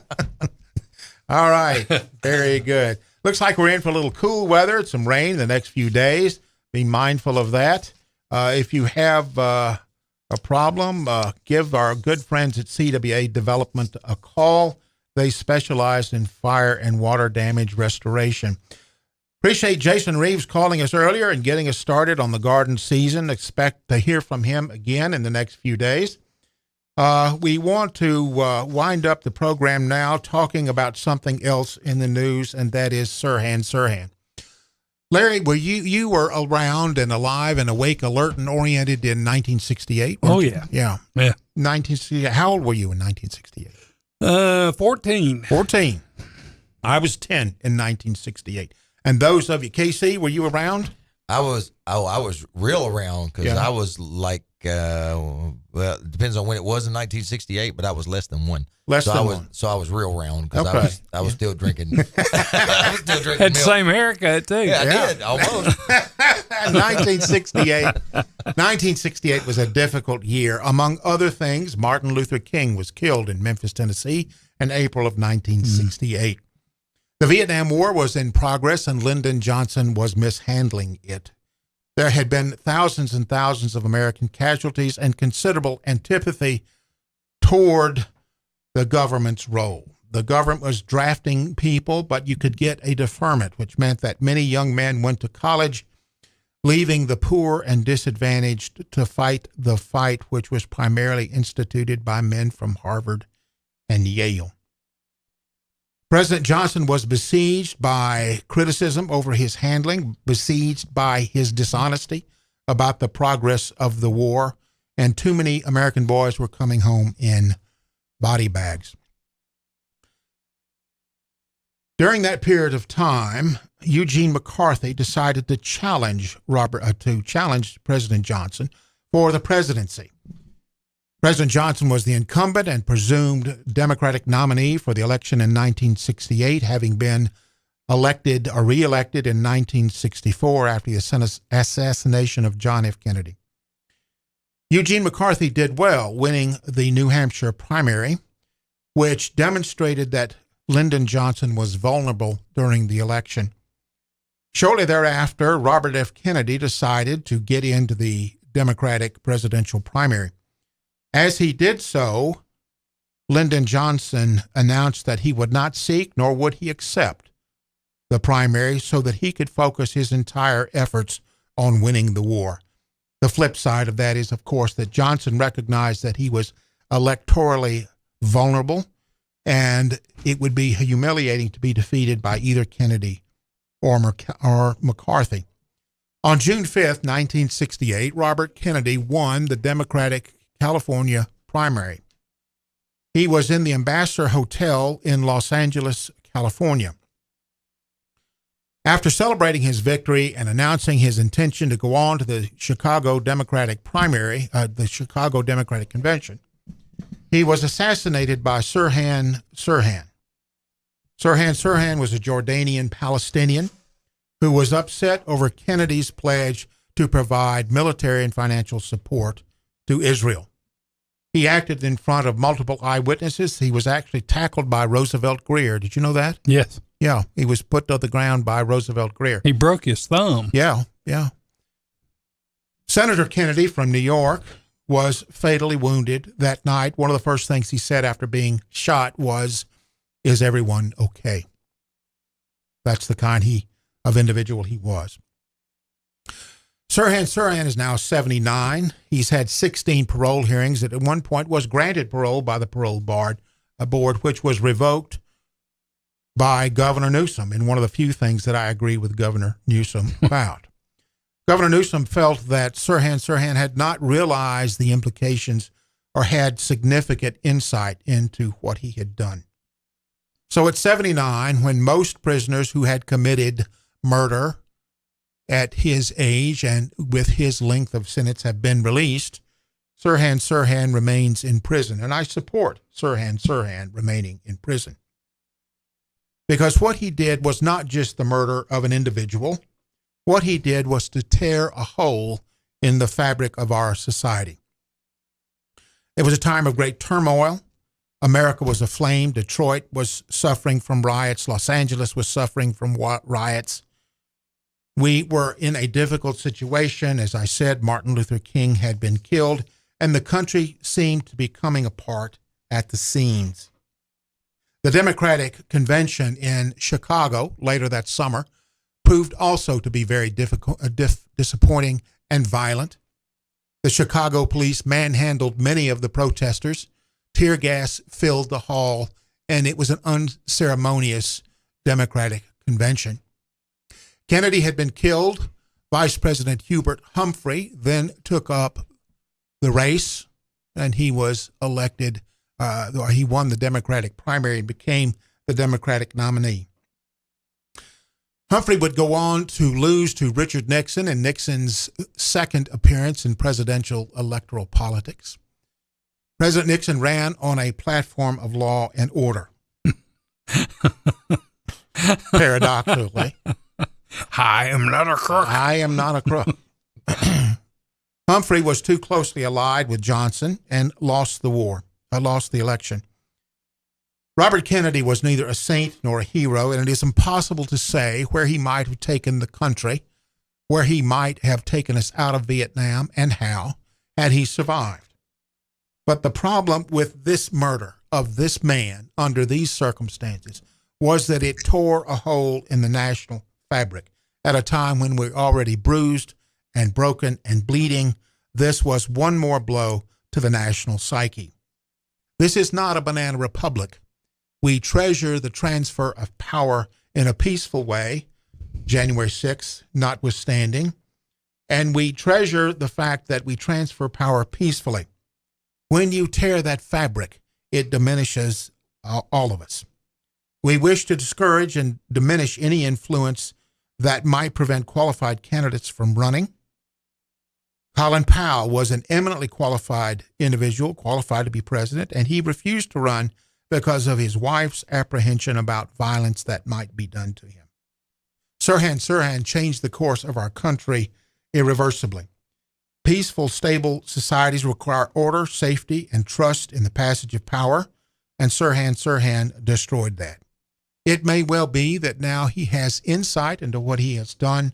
It may well be that he's no longer a threat to society per se, but I say that justice requires that Sirhan Sirhan remain in prison for the rest of his natural life as a signal to those like him who might tear the fabric further for the next presidential nominee. What say you, Larry? Well, I've seen several things on the Kennedy assassination, and the maitre d' that was leading them from the stage through the kitchen, right, said that when Sirhan pulled the gun, he was in front of the Kennedy, and that he grabbed him, and he never got closer than 4 feet from Kennedy, and the shot that killed him was behind his ear. Yeah, that's very interesting. So that kind of, it's just another one of those Kennedys getting killed. Yeah. But he had put the mafia and organized crime on. He was real rough on them. He was. He was Attorney General, and so that that could have been something that led to that, because he really had it in for Jimmy Hoffa. Yes, he did. Robert F. Kennedy was one of the attorneys for Estes Kefauver's committee, which was investigating racketeering. Right. And he gave Jimmy Hoffa fits, as you know, and was probably responsible, in part at least, for Jimmy Hoffa's conviction. KC, what say you in light of your wisdom and experience? I don't know about wisdom and experience, but I will say, if he was the one and he's the one there, so he's the one that shot Bobby Kennedy or Robert Kennedy. With Bobby Kennedy, and I don't know how to exactly put this. I know he was a presidential candidate at that time, or preparing to be a presidential candidate. Anyone that does something of that nature, I don't see any reason they should ever get out of jail. Right. We have to send a message. You can't. You can't do that. You can't do that. And you were talking about the maitre d' or the that was walking them through, right? And we were just, as you were just talking about, the theory that we know nobody knows for sure because you can't get all the information, but there's several theories about the mafia being involved with the killing of JFK for that very reason, that he was the one that turned Bobby Kennedy loose on them. Right. And now here is Bobby Kennedy, and you, I guess you think, okay, they had a role in this. Why wouldn't they have a role in that? Yeah. Because if this is the guy that was actually coming after him. Right.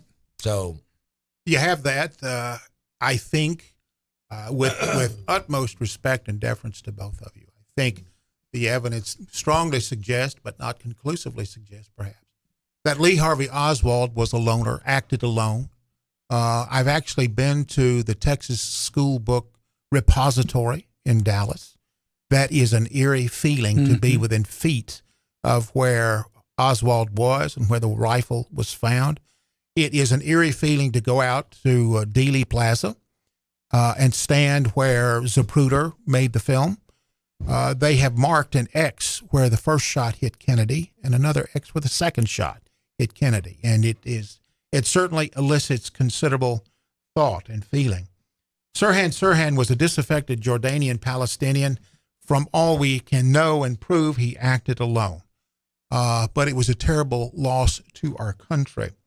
KC, it has been a pleasure to have you on the show this afternoon. Doc, it's been a pleasure to be here. It feels like we just got started. Yeah, I know. Give us a plug one more time for your wrestling event. Friday night, Chester County High School. Doors open at 6. Bell time 7 p.m. Chester County High School, Henderson, Tennessee. 6 big matches. The main event that night is Henderson's own new Nature Boy Kevin White teaming with the Boogie Woogie Boy Gary Valiant, with WWE Hall of Famer Coco Beware in their corner, taking on the legendary Gilbert family member and Memphis Wrestling Hall of Famer Dangerous Doug Gilbert, and his tag team partner, Memphis Wrestling Hall of Famer and former NWA World Heavyweight Champion Wildfire Tommy Rich, with Larry's good buddy Lucky P. Larson in their corner. Special referee for that match is going to be Chester County High School football coach DeJuan Johnson. And all the proceeds of this go to the Chester County Carl Perkins Center for the Prevention of Child Abuse. Right. They're in Henderson, Chester County. So all the money stays right there. Now, this is professional wrestling. Professional wrestling. Right. Gotta say it right. And you expect a big crowd? We expect a big crowd every year. And last year we got snowed on. Oh. So I was going to tell you, check the weather and make sure we're not having snow. No snow or rain Saturday. Friday. No snow or rain Friday. So everybody can come out and they can stay through the whole event this time, because last year we accumulated a whole bunch of snow real quick because it wasn't snowing when we got there, but it sure was snowing when we left. Our thanks to CWA Development, experts in restoration and renovation. Our thanks to KC Gold. KC, do you expect to see any Harvard faculty there? This is WBFG 96.5 FM. 96.5 FM. Parker's Crossroads, Jackson. Breaking news this hour from townhall.com. I'm Keith Peters reporting. At least 6 Palestinians have been killed during an Israeli West Bank raid. Correspondent Charles de Ledesma reports. Palestinian health officials say the Israeli army had on Tuesday raided a home in a refugee camp in the occupied West Bank, triggering a battle that killed and wounded Palestinians. The military says one of those killed in the Jenin refugee camp was the suspected assailant behind a fatal shooting of 2 Israeli brothers in the northern West Bank town of Harawa last week. An Israeli police spokesperson says 3 Israeli forces are in fair to serious condition after being shot and wounded in the Jenin firefight. I'm Charles de Ledesma. The House Select Subcommittee on the Coronavirus Pandemic held its first hearing investigating the origins of COVID-19. Dr. Robert Redfield, the former director of the U.S. Centers for Disease Control and Prevention, stressed that available data indicates that the pandemic was more likely the result Hi, I'm Terica Smith, a local attorney and proud JMC.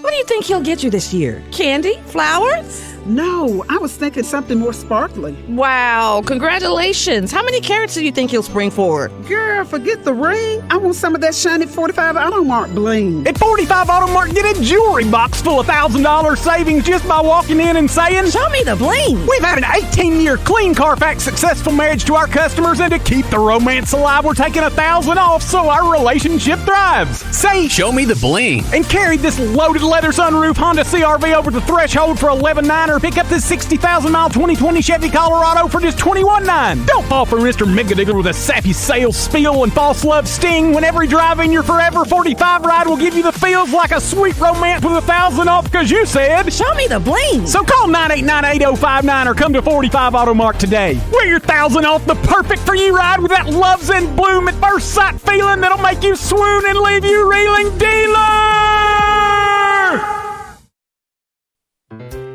Hi, I'm Terica Smith, a local attorney and proud JMCSS graduate, but I'm also a JMCSS parent. We chose Jackson-Madison County Schools for educational options that are innovative and challenging. Whether it's the Academic Academy at Northeast or early college and career opportunities at JCM Early College High, JMCSS offers classes and programs that will prepare my son for college and beyond. Plus, JMCSS is a Level 5 district and tuition free. It just makes sense. Hi, I'm Greg Hammond, Chief of Public Information for the Jackson-Madison County School System. With an increased focus in the fine arts, athletics, workforce development, and early career opportunities for students, there's never been a better time to choose us. Tuition-free, Jackson-Madison County Schools. Visit jmcss.org today to schedule a tour or call 731-345-7011. Not too expensive, nothing too fancy, just an authentic Italian family recipe served up piping hot, just like a pizza pie should be. Locally owned and operated Carico's Pizza, home of the $8 lunch special. 2 slices and a drink for just $8. Buy the slice or the 28-inch monster. Perfect for the ball game. Carico's Pizza, 1370 Union University Drive. For catering, call 731-240-1033. For the full menu, visit caricospizza.com.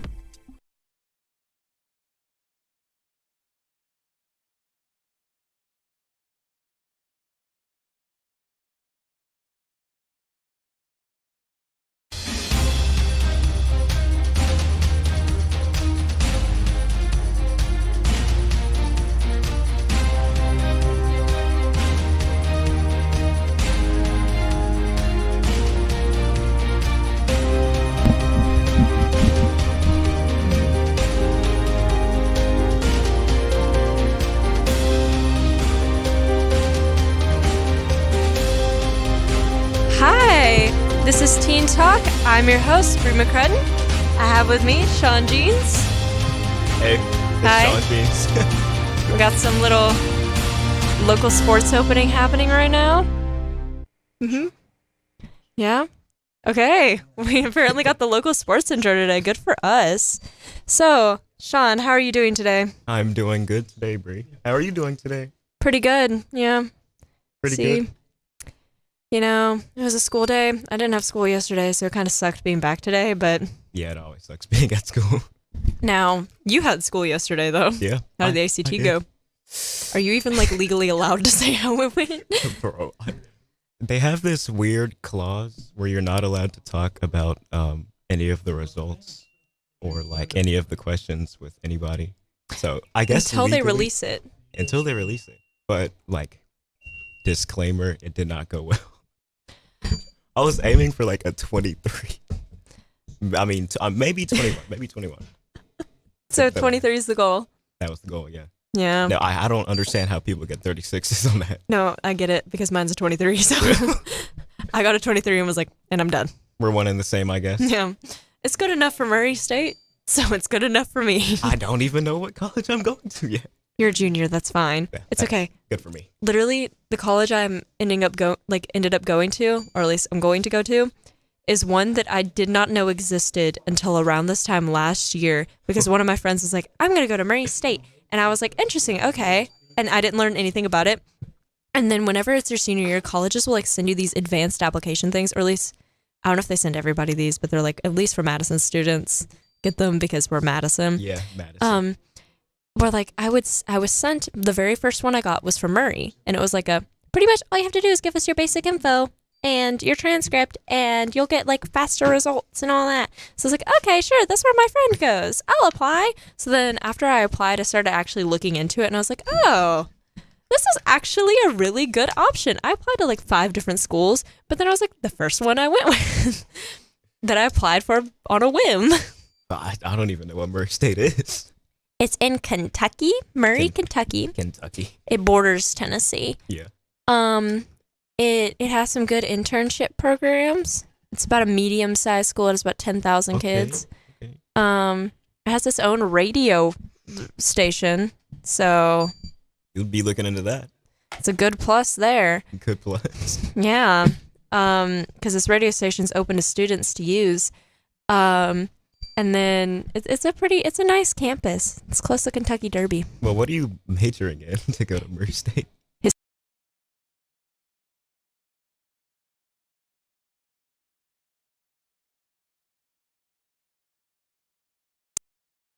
Yeah, it is kind of unfortunate for like the rest of us on that. But you know what? That's where that APUSH AP test comes in. I didn't take APUSH actually. I don't blame you. See, my thing is that if there's a dual enrollment version, then I'm going to take the dual enrollment one. And what makes me mad is the fact there is no dual enrollment history unless you want to go through the whole college They're lab. adding dual enrollment history for rising juniors. You're kidding me. Yes. Because what makes me so mad is I switched over to dual enrollment so much in the past like year. And there's so many opportunities that I wish I had because I'm like, oh my gosh. I could have taken dual enrollment French. Like, it's so insane because like, I wish I had that opportunity so bad, man. it's just really unfortunate. It's so unfortunate because like they're about to have like whole years of college. One semester done. I've taken every history book in school. Madison Academic Magnet High School has it all. Ancient history? Ancient history. Take that one too. Yep. The only one I think I didn't take was Bible. Yeah, I didn't take Bible. I don't know. It just has a weird vibe to me. Yeah, or APUSH, because like you can't take APUSH. Well, what's weird about Bible is that I could have sworn my freshman year, literally everyone was taking Bible. And like, I remember hearing so many people like talk about the class all the time, blah, blah, blah.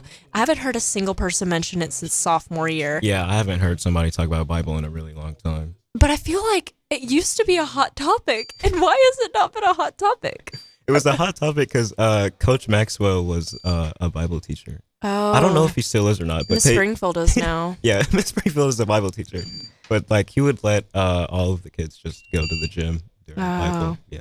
That's why that I explains took why Bible. everyone wanted to take it. That's why it was the hot topic. I always thought it was weird that like kids who weren't even like religious were like, I'm gonna take Bible. I'm gonna take Bible. Yeah, that's why I took ancient history.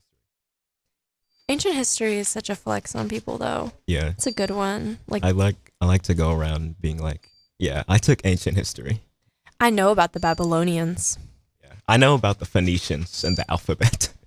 I literally don't even remember anything I learned from ancient history. I had Really? Okay, because I had that class during COVID. Like it was the virtual year. Oh. So I took that class the semester that I was fully virtual.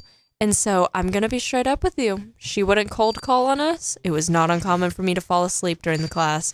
I'd be sitting there, and because I wasn't required to have my camera on, I would sit there and I would fall dead asleep, and she would not know.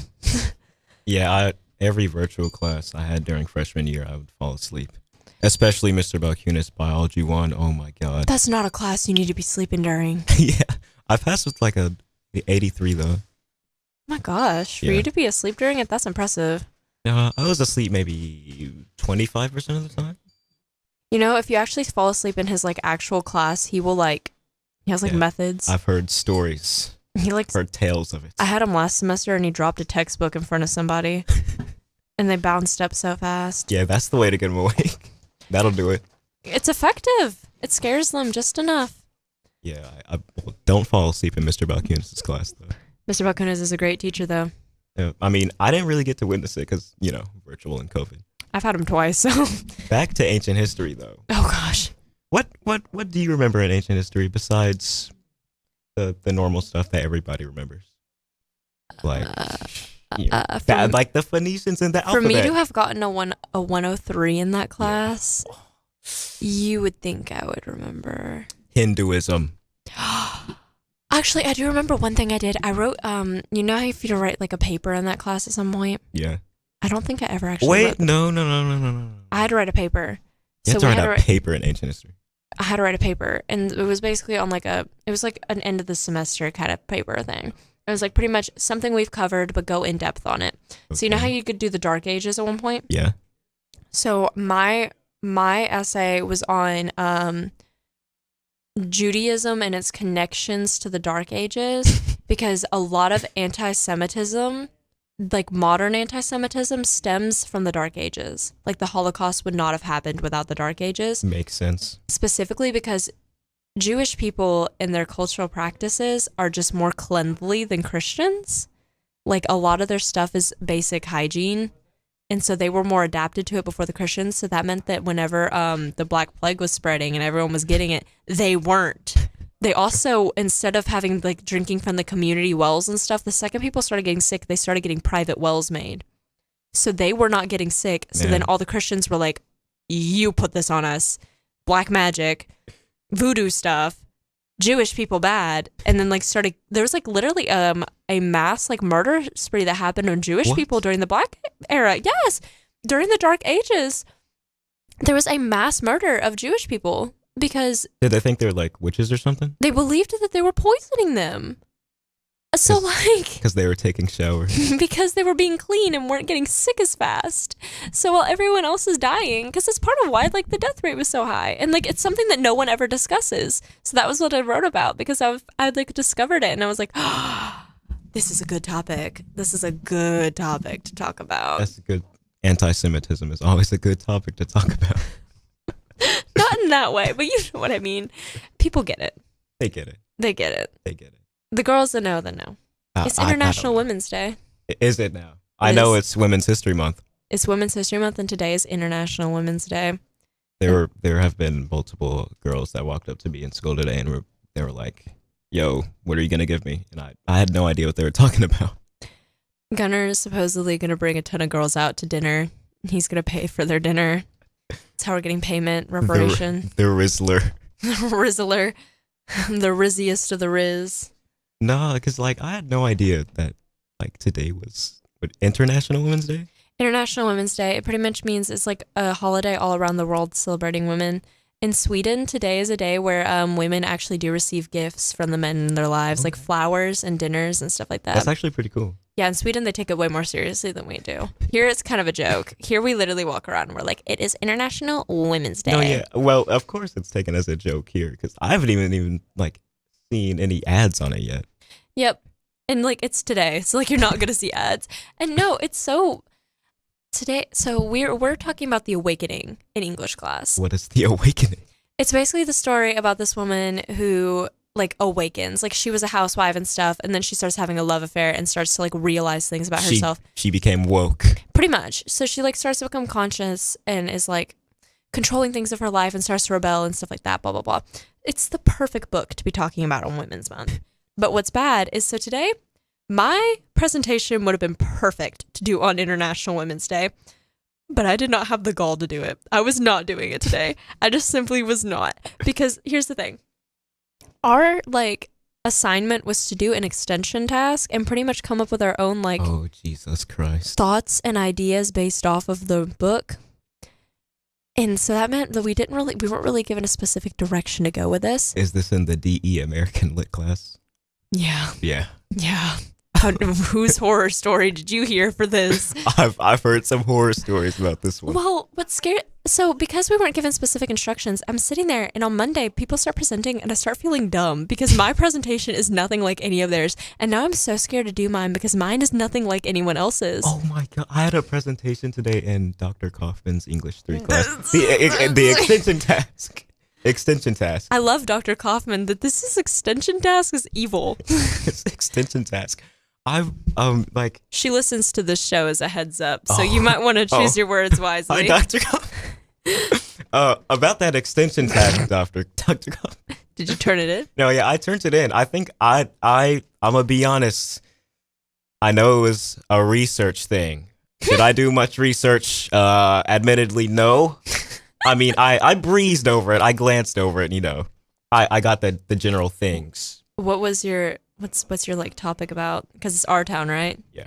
What's your topic about? I low key don't even remember, but I can remember. I can remember right now. Explain. Okay, so parental and societal expectations on teenagers and how it negatively affects them. Nice. I think I actually did a pretty good job explaining it.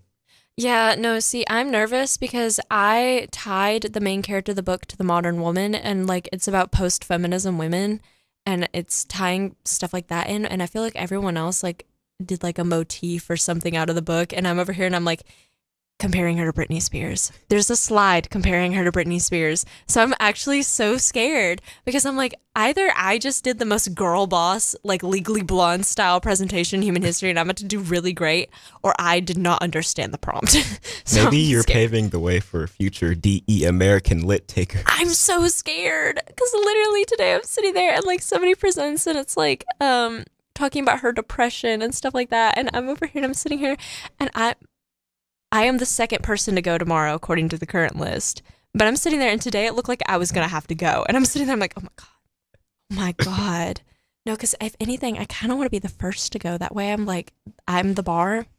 Yeah. So if somebody comes in and it's really, really great, it's only really, really great because mine was good, but theirs is better. It's not mine's bad. Are you planning on going home tonight and working on the redoing the presentation? Or no, because that feels like cheating because I've already turned it in and I'm okay, so at this point I'm just gonna have to go for it. And it's not I necessarily did anything wrong. I just attacked it at a very different angle than everyone else because the extension task is to connect it to real world things. Some people did it connecting it to their own lives. So I'm doing it by connecting it to the modern woman. So literally my different points are I talk about celebrities and I talk about Britney Spears, stuff like that. And then I have a point where, because in the story, she kind of goes through a love triangle thing because she's having an affair. Okay. So talk about how love triangles are a very common thing in movies and stuff now. Yeah. Gilmore Girls, Hannah Montana, everybody's had it. But you only ever see it with a woman being the one torn in between two men. It's never two women and a man. And so I have this whole thing on the reason behind that. And I'm I explain it as infidelity is more of an issue involving men rather than women. So men would have just went ahead and cheated instead of just doing the whole thing.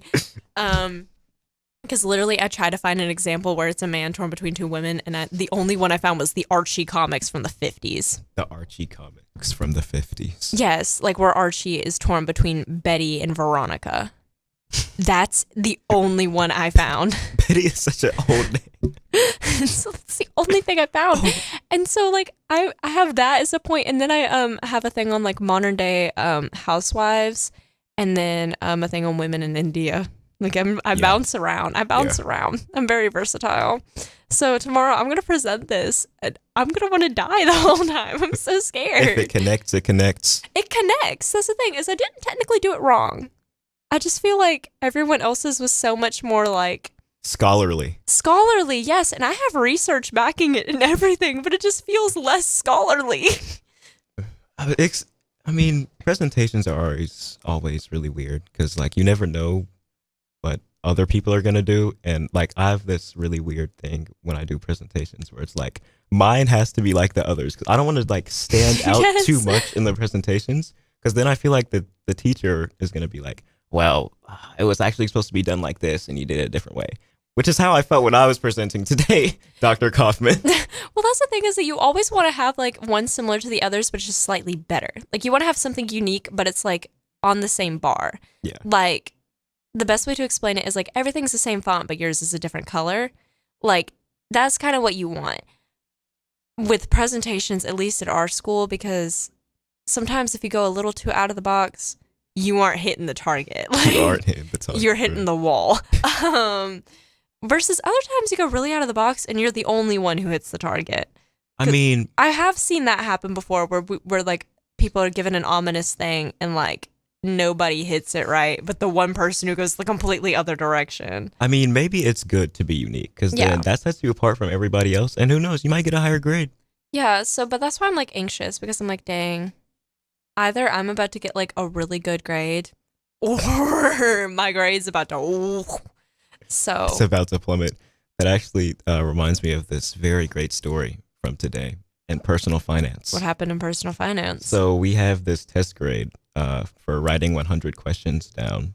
And it's really easy. All you have to do is just write down 100 questions off of like this document that she gave us. That's all you had to do. I forgot it existed and I never turned it in. Everybody in the class is clowning on me because I didn't turn it in. And so like I hope Miss Nelson doesn't listen to this. She does not know. Okay. As far as I'm aware, unless Dr. Kaufman's sharing the link right now.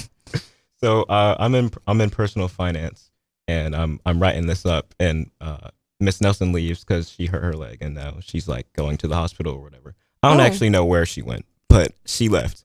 So then Coach Maxwell comes in. So I don't have it done. So I just like do the first 20 and then the last 20, and then the middle I just fill it up with my math homework. And then I like placed it on the table, and nobody knew. Nobody knew. It's still there. You just confessed to that on air. I'm praying to God. I'm praying to God nobody opens up the document. You just straight up confessed to that as if there's not people listening to your conversation. It'll be fine. It's just personal finance. Oh my gosh. That's like very smart at least. Yeah, I I'm gonna mean, give you credit for that. I mean, I can't just take that L like that. I feel like having a low, anything below an A in personal finance is looked down upon. That is embarrassing. Because like, I have a 100 test average in there. If I just get a 0 on the test grade, I can't be rocking around in personal finance with anything below an A. But yeah, that's my story. Good for you. Good for me. Good for you, honestly.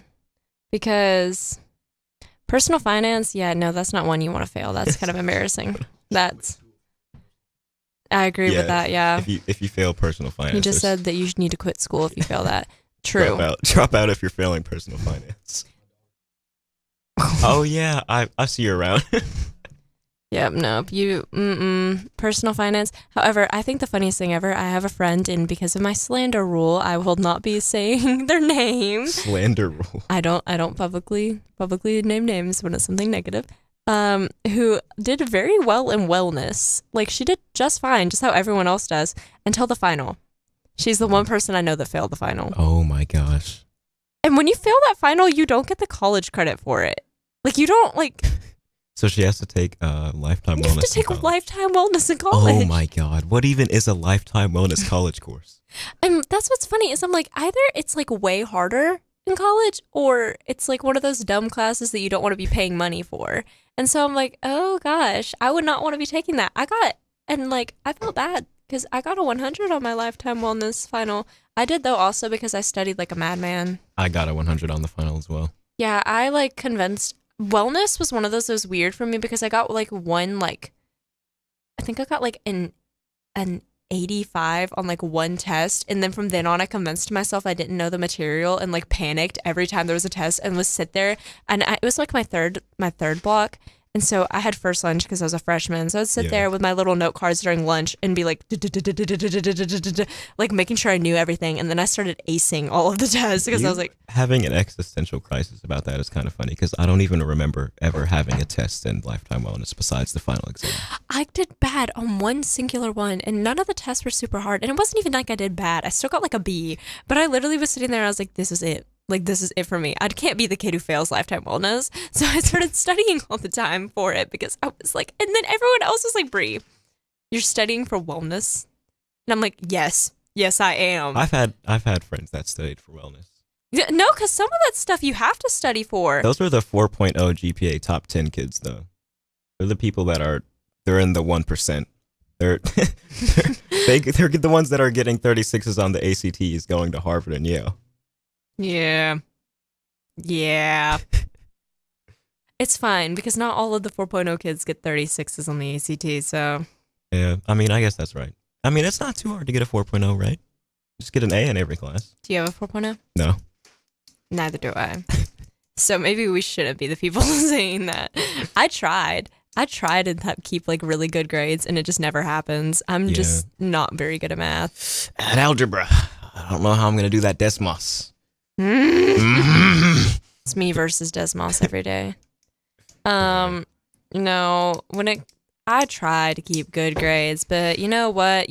Life happens. The universe doesn't want it to happen sometimes. I might not have a 4.0, but you know what? At least 10 people in my grade can say that they have 4.0s, but I'm the only one who's the mayor's intern. So you're the only one with the radio show. Yeah. So it doesn't matter if you don't have a 4.0 GPA. Yeah. I mean, you're living life on cloud 9 right now. Then again, Lily Lewis is sitting there. She's like a 4.0, and then she has written a book. So like, has her own T-shirt and everything. Has her own Twitter. I don't have her beat yet, but I don't know. 4.0 kids, sometimes they're like the best people ever, and then other times it's like, please be quiet. Be quiet.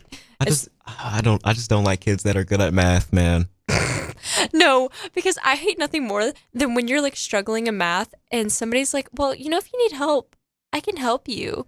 And then whenever you do actually help, like ask them for help, it's like you're suddenly 6 again at your kitchen table and your dad's helping you. And you like, do you know what I mean by that? Yes, I know exactly what you mean by that. I feel like most people have had that experience at some point because it's like the most just make it stop moment. Like, and then like you feel so stupid as well. Because it's literally your math equations like 2 times 2. You start, yeah, I was gonna say you start forgetting like normal things. Like the other day, I forgot what 8 divided by 2 was. And it all comes back down to that one night at your kitchen table with your dad. Like that's where it all starts from. And like it's just because I don't know why it's specifically the dads. and like everyone I know has a story like this, and it's always like their dad or their uncle or their grandfather. It's never a woman. It's always like their dad, and they're just like hashing it out, sobbing tears up to like 12 in the morning, crazy, man. at the age of 6, all over a 5th grade homework set, man. And it's something like, and I still don't know how to add fractions. And it's yes, and it'll literally just be like 3/4 plus 1/2. Like it's literally just like that. And then and I kind of get why the dad's so mad because it's just that. But then you're ever sobbing. What is 3/4 plus 1/2 though? Nobody knows. Come on. Wait, give me 1 second. Okay. I'll let you cook. 1/2 is equal to 2/4. So 3/4 plus 1/2 would be 5/4. So it's 1 1/4. You're better than me at math. I could not have geometry. done that. Oh, I did not fail geometry. Well, did you have progressive grading? Yeah. Oh. Yeah, I have no excuse. I'm going to be honest. I don't know about that one. It was a mess. COVID. Yeah, COVID. It was the COVID year. Yeah. Well, I mean, COVID is an excuse. I took it virtually. learned nothing. Yeah, you learned nothing in COVID. It was a mess. There was a lot of tears shed. A lot of tears shed. But so like, I feel like most people have literally can't ask people for help because of that. But I hate it though, because anytime I do finally cave and ask for help, the second that they I start feeling that they're annoyed at me, suddenly And I'm it's like, always specifically math. yes, I have never heard. And I think part of it though is that, okay, I think part of it is because there's usually like, okay, hear me out, right? People who are good at English and like you ask for help in English or history are usually more chill, usually like less stressed. Like they're not gonna like get angry at you. People who are good at math will start getting worked up while doing it. Like, and it's like they're good at it, but they'll be over here and like they'll get annoyed if you don't understand it because it's easy for them. It's not like an interpretation thing for them. But English people are like, well, I see it this way, but you might see it that way. Symbolism and imagery. Yes, and I think it's because math is so straightforward. Like, you either do it right or it's wrong. It's certainly not straightforward. But versus like English, you can be wrong and find a way to make it right. Yeah, I mean, like, just look at any English homework assignment. Yeah, like you can find a way. There is an angle no matter what.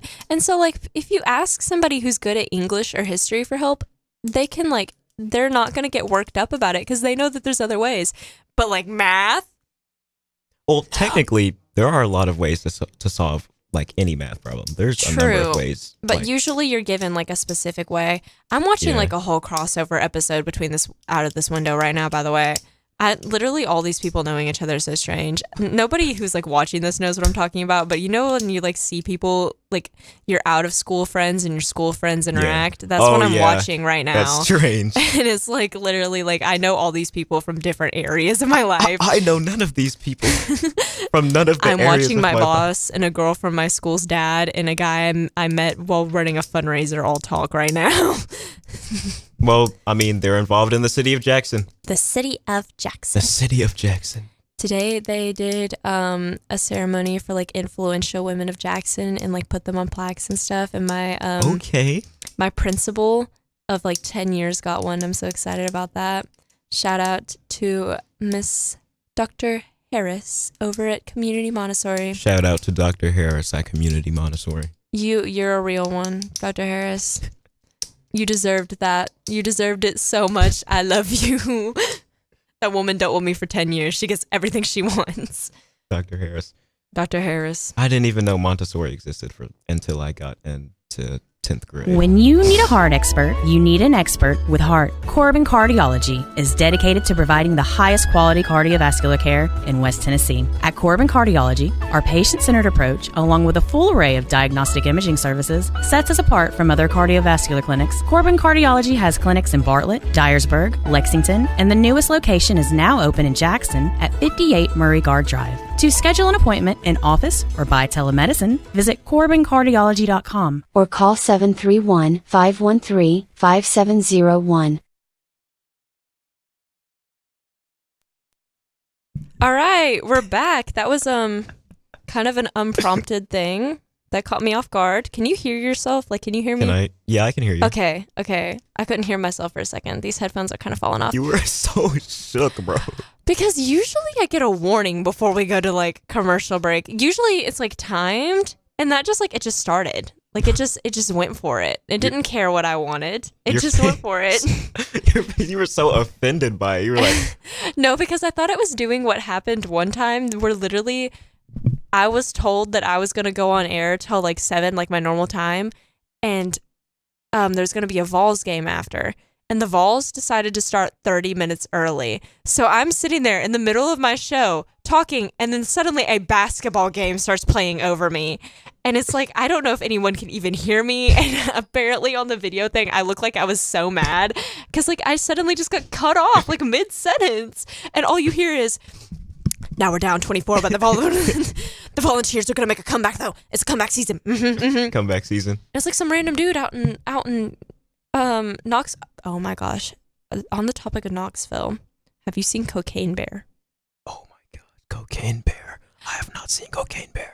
Unironically, it is genuinely one of the best movies I've ever seen. It's actually like really good. Is it like funny or? It's funny. It's hilarious. It's funny. It's not really scary. It's supposed to be a horror movie, but really the only like scary points are like jump scares. Like the bear like randomly appears. Cocaine bear. But the top, like It's a true story. It is a true story. It's also based in Knoxville.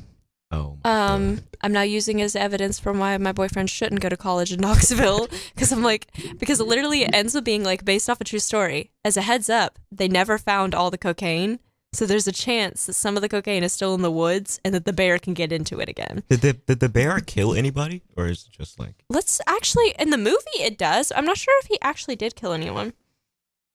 Cocaine bear, man. It's such a funny concept as well. The concept is hilarious, but if you watch the movie, it's like genuinely so good because it knows that the concept's funny, so it kind of makes fun of itself. Like it has so much fun with it being, and then it still stays like a horror movie. Like it's so good. Okay. I like watched it the other day. I watched it actually since y'all took the ACT yesterday. I watched it Monday night, and I treated Monday night like it was Saturday because no one was at the movies. Okay. It's like literally the best time in human history to go see a movie is Monday night when the next day's ACT day. Slay Queen. Did anyone die in the IRL cocaine bear? Brilliant Google search. I don't know if that's the way to phrase any of that. The IRL Okay. cocaine The film takes significant liberties. While the events which occurred between the bear's ingestion of the cocaine and its death are not known, the bear is not known to have caused any deaths, unlike the bear portrayed. In the movie, the bear kills a bunch of people. Oh. However, in the movie, though, the bear only kills people who are getting in its way. And a lot of the deaths are actually caused by accident. Like, the bear doesn't technically kill them because they were running from the bear and ran into a tree. And then the bear eats them. No. Like they're driving. Like they're driving into a tree. Like that happens at one point. Like, so, because most of the time, if you have a bunch of cocaine on you, the bear's just going to come and lick you in the movie. Like the bear actually low-key kind of chill. Like he kills a few people. I mean, I would imagine a bear that takes cocaine would be pretty chill. Yeah. No, and that's why it's so funny because the bear's just like, like he's living his best life. Everyone's running from him, so scared. And then like he's scary in some points where he's like, "Arr!" But like other times he just like, do you have cocaine? Like, can you hook a brother up? Like, and then there's like a little gang in it at one point, but they're kind of cute. Like they get beat up, but I'm just like, they get beat up by cocaine bear. No. Like, okay, so like the drug dealers who like the cocaine came from are like there and they're trying to track down the cocaine to like, because they're about to lose a ton of money if they don't get that cocaine because it's a ton of cocaine. We're saying cocaine so much. We're going to get like blacklisted from the air. But so they're like trying to find it, and then there's like this little gang of ruffians who like apparently beat up hikers in the woods to try to steal their money. Well, they don't realize that they're trying to mug a drug dealer, so they get beat up. And then the drug dealer's like, yo, you're walking with us. Like, you come bring us to the cocaine. And then the kid, and you're expecting him to be like kind of like a little rough around the edges and stuff like that. He talks like Jeremiah Ritchie. He's walking around, he's talking like this. And he's like, and he's like, I'm sorry for knifing you. I just thought maybe you'd have money. You know, those boys back there, they're my best friends. We're going to go to New York together. Yeah. That cocaine back there, that's my best friend. And it's so funny because they're just, all of that's going on and they're completely unaware that a bear is currently like rampaging through the woods killing people. They're completely unaware that a bear is currently on cocaine right now.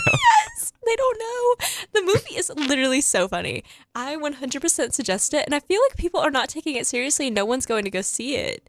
And it's objectively actually like really good. Can you really blame them? When I first heard the name Cocaine Bear was coming to theaters, I did not expect that I would be going to see it. When I heard the words Cocaine Bear, I knew immediately I was going to go see it. I'm going to be honest. I heard Cocaine Bear and went, yes, I'm going to go see that. Yes, there's cocaine involved. I'm going to see it. Well, I love cheesy movies like that. Like Abraham Lincoln versus Zombies. What is Abraham Lincoln versus Zombies? So it's literally, first off, it's a ripoff of another movie, which makes it even better because there's Abraham Lincoln the Vampire Slayer. Okay. It's a ripoff of that. I think I've seen that one on the TV guide. Well, it's a ripoff of that movie. And the concept of it is that during the Civil War, the Confederates start having like an outbreak of like zombie influenza or something. And so Lincoln doesn't want anyone to know because he's like, oh my God, like the Union soldiers aren't going to fight against some zombies. So this man single-handedly goes out there with like one of those, like the thing the Grim Reaper has. A scythe? Yes. And just like starts taking out zombies left and right with like a little group of like Union soldiers he trusts.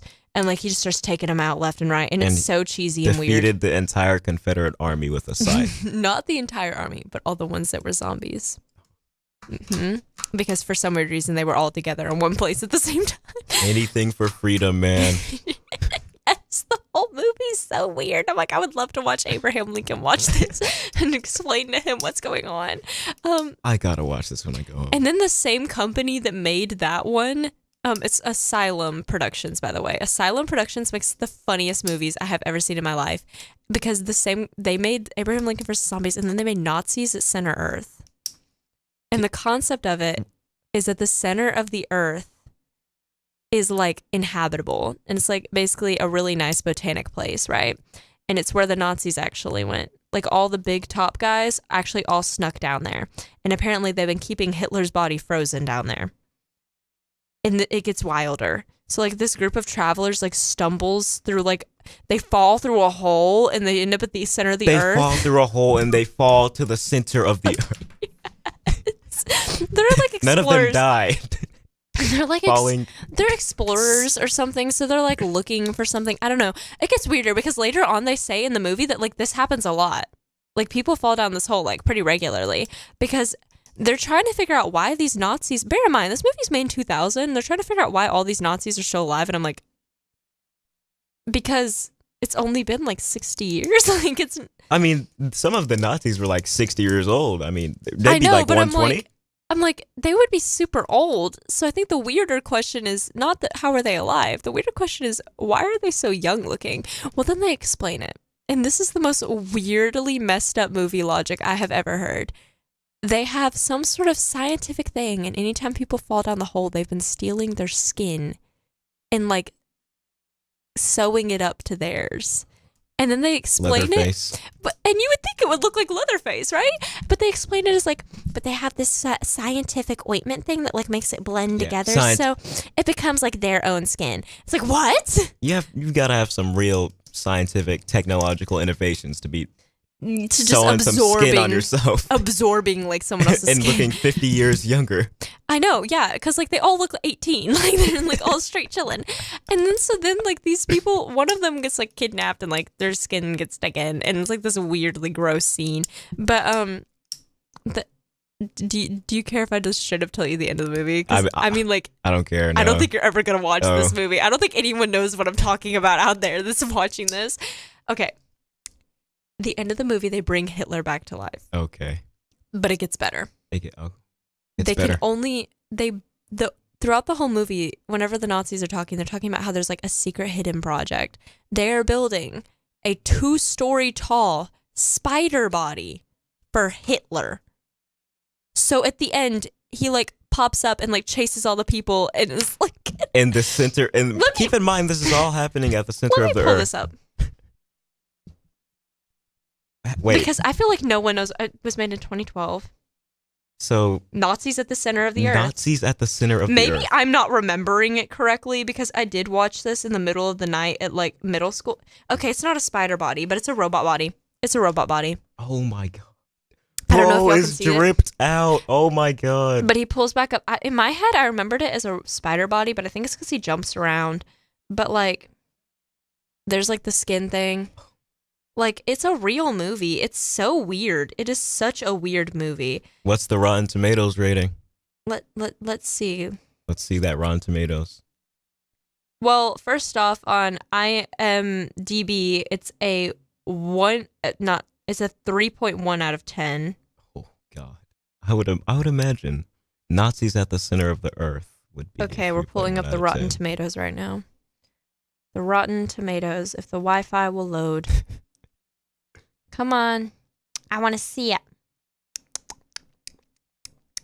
My mom got it for me out of this like cheesy horror movie disc thing she found. Oh, it was a DVD. Hey y'all, this is Mary at Mulligan's. Come see us soon before the new wears off. Hard to believe, but we're coming upon an anniversary in our locally family-owned business at Union University Drive. We still have our daily lunch specials, 11 a.m. to 2 p.m., which will remind you of Grandma's cooking, or try our Irish dishes, fish and chips, Reuben's and shepherd's pie, or everyone's favorite, the Mully Burger. And how about brunch on Saturdays and Sundays? Yep, every weekend, serving Jackson for over 25 years. See you soon at Mulligan's.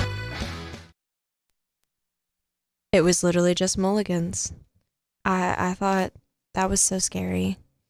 I was unaware that we now have like timed out commercial breaks that apparently click every 15 minutes. Okay. Well, anyway, back to Nazis at the Center of the Earth. Nazis at the Center of the Earth has a 16% on... Jesus Christ. Yeah. Yeah. So our texting thing isn't currently set up, so you can't join the conversation through texting. However, if you would like to call us, you can call us on our CWA phone lines, 731-265-6496. That is 731-265-6496. Back to our little convo here. Yeah, it has a 16%. One of the other movies from Asylum has a 16% as well. They have a rip-off Terminator movie that has a 15%. Rip-off Terminator. Let's see how they... Antarctic researchers are taken captive by decaying underground Nazis who are planning a new Third Reich. Reich? Reich. I paid attention. I forgot the Antarctic researchers part. I just in my head thought that they fell down a hole. Wait, so there's Antarctic researchers that are in Antarctica and they fall apparently down through that's a hole how you get to the center of the earth. And they don't die. Antarctica. They don't die. They're like yanked down a hole apparently. They I fall have all the so way many down. questions. Imagine being in that situation though. You're just on Antarctica, you're doing your research, fall down a hole, fall to the center of the earth, and there's Nazis. You see Adolf Hitler. That's the part that gets me.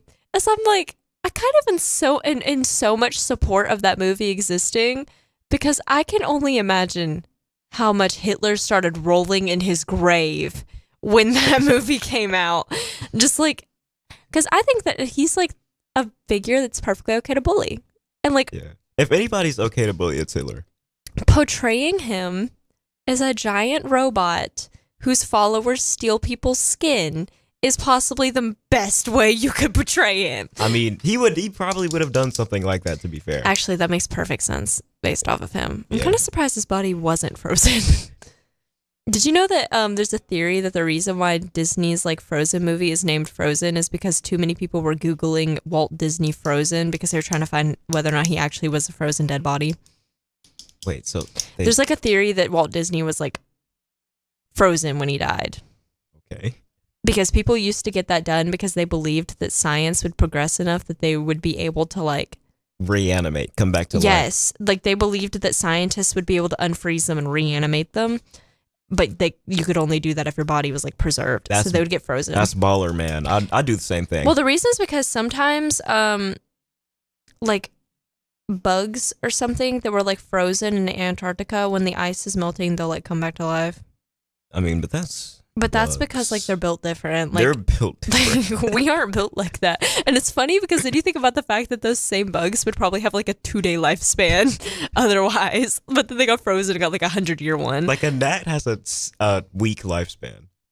A fly also has a weak lifespan, I believe. There is a type of moth that's lifespan is exactly 2 days, and it's born without even a mouth because it like has no like need to eat. Because it only lives for 2 days. Like they don't eat, they don't drink. At that point, they don't eat or drink. Literally, the whole point of their life is that the first day is like their adolescence, and then their second day is like adulthood, reproduce, die. And they're lunar moths. All they do is look pretty. So, like, are they contributing anything to the ecosystem? If they were to go extinct, what would happen? I don't know. Would a group of animals lose their food, anything. or? I know. I kind of wonder if they're like ate. Like, is that why it's 2 days? Like somebody's coming up and eating them? Like, 2-day lifespan is insane. Imagine if your lifespan was 2 days, and you're choosing to spend an hour of it here. No, I like being here. It's pretty cool here. We get to talk about Bestie Bree. No, we get to talk about Hitler. And we're talking about Hitler. It's fine. It's whatever. Now I can't hear myself. Can you hear me? Yeah, I can hear you. I disconnected my headphones. That's insane. I don't know where these connect. Hey, it happens to the best of us, though. I literally don't know where these connect. So, oh well. YOLO. I'm going to take them off now. I'm breaking things. That's exactly what I'm doing. Does it go here? No. Does it go here? Question mark? Oh my God, I think it does. No, it doesn't. I just stuck the headphones into a random hole. Did not look like it. You know what? It's fine. I've done this before. This is what happens whenever we have to add an extra person to the mic anyways. So. Okay.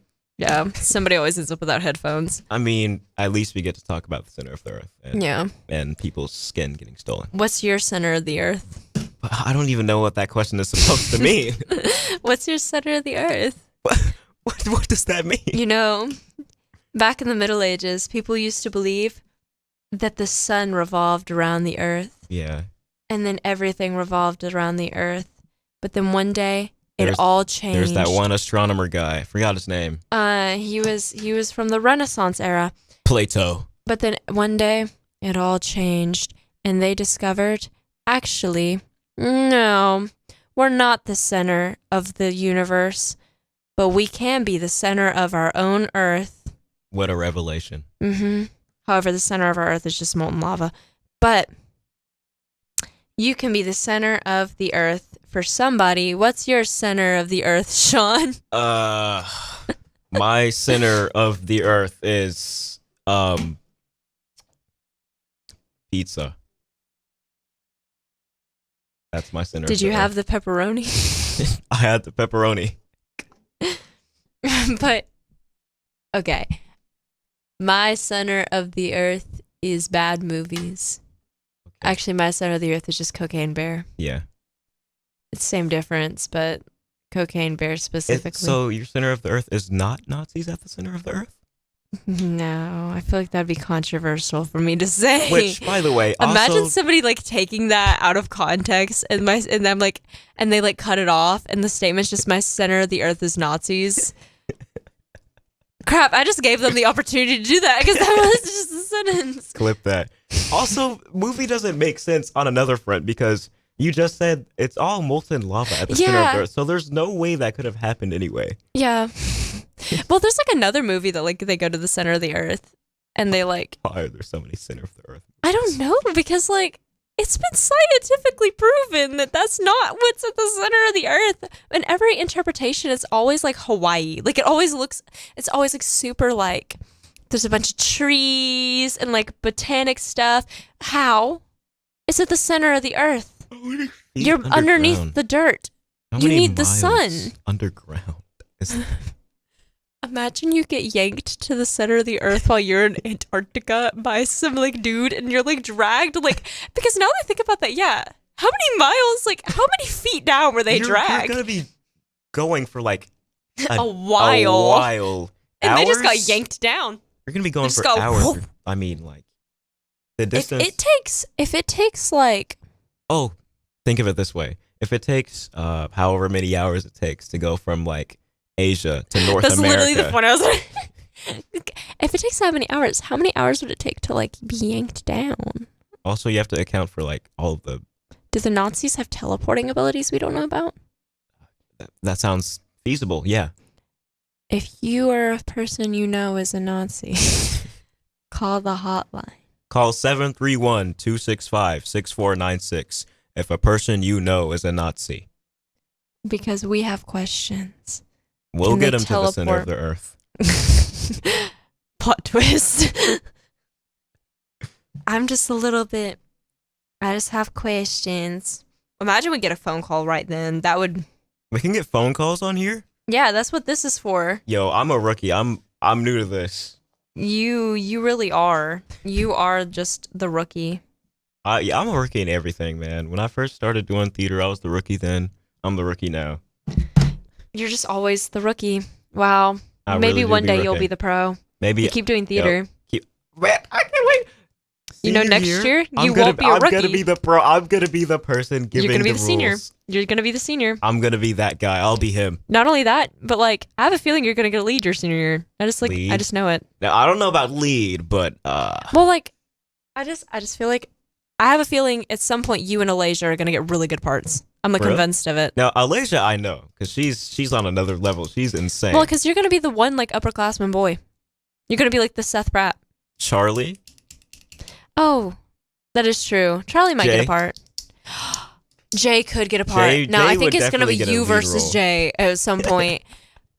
But like we don't want to stir any competition, but I mean, stirring the pot if a it's little down bit. to that lead role, I might have to commit some crimes there. There's no small parts, just small actors. There's no small parts, just small actors. Keep that in mind. You never seen the best Christmas pageant ever? I don't even know what a Christmas pageant is. It's like, okay, so the Christmas pageant is like when churches do like on Christmas, the manger scene. Manger scene. Yeah. Like they have somebody playing Joseph, Mary, blah, blah, blah. Best Christmas pageant but ever. it's a pageant. Well, they just call it that. Best Christmas pageant ever is a play that basically is based off of like that. And the concept of the play is that this family that's kind of like poorer and like the kids are very much rascals, like they get in trouble a lot at school, they're always dirty, blah, blah, blah, are the ones cast to play Mary and Joseph. They got the And lead it roles? like becomes it becomes like a big deal because all the other kids are mad about it. And then like the director's like, now remember, kids, there's no small parts, just small actors, to make the kids feel better. But like, and it's like this really like heart touching story because then the little girl who plays Mary like starts to like get in touch with herself, and like there's this cute scene of her holding the baby doll. It's a cute movie. There's a movie version.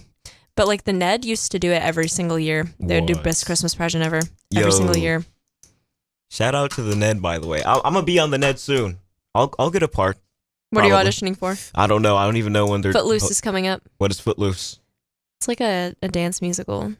Musical, you say? Oh. It's very dance heavy. Can you dance? No. I also can't sing. I'm not Zendaya. I'm no triple threat. Sean is not Zendaya. Breaking news. He's not going to be fighting Nicki Minaj for Tom Holland. He is not. What? Nicki Minaj wants Tom Holland? Okay, that without context is bad. So there was like, before Tom Holland and Zendaya were together, like before they were together, there's this running trend on Twitter where people would ship Nicki Minaj and Tom Holland, and like there was edits done of them together.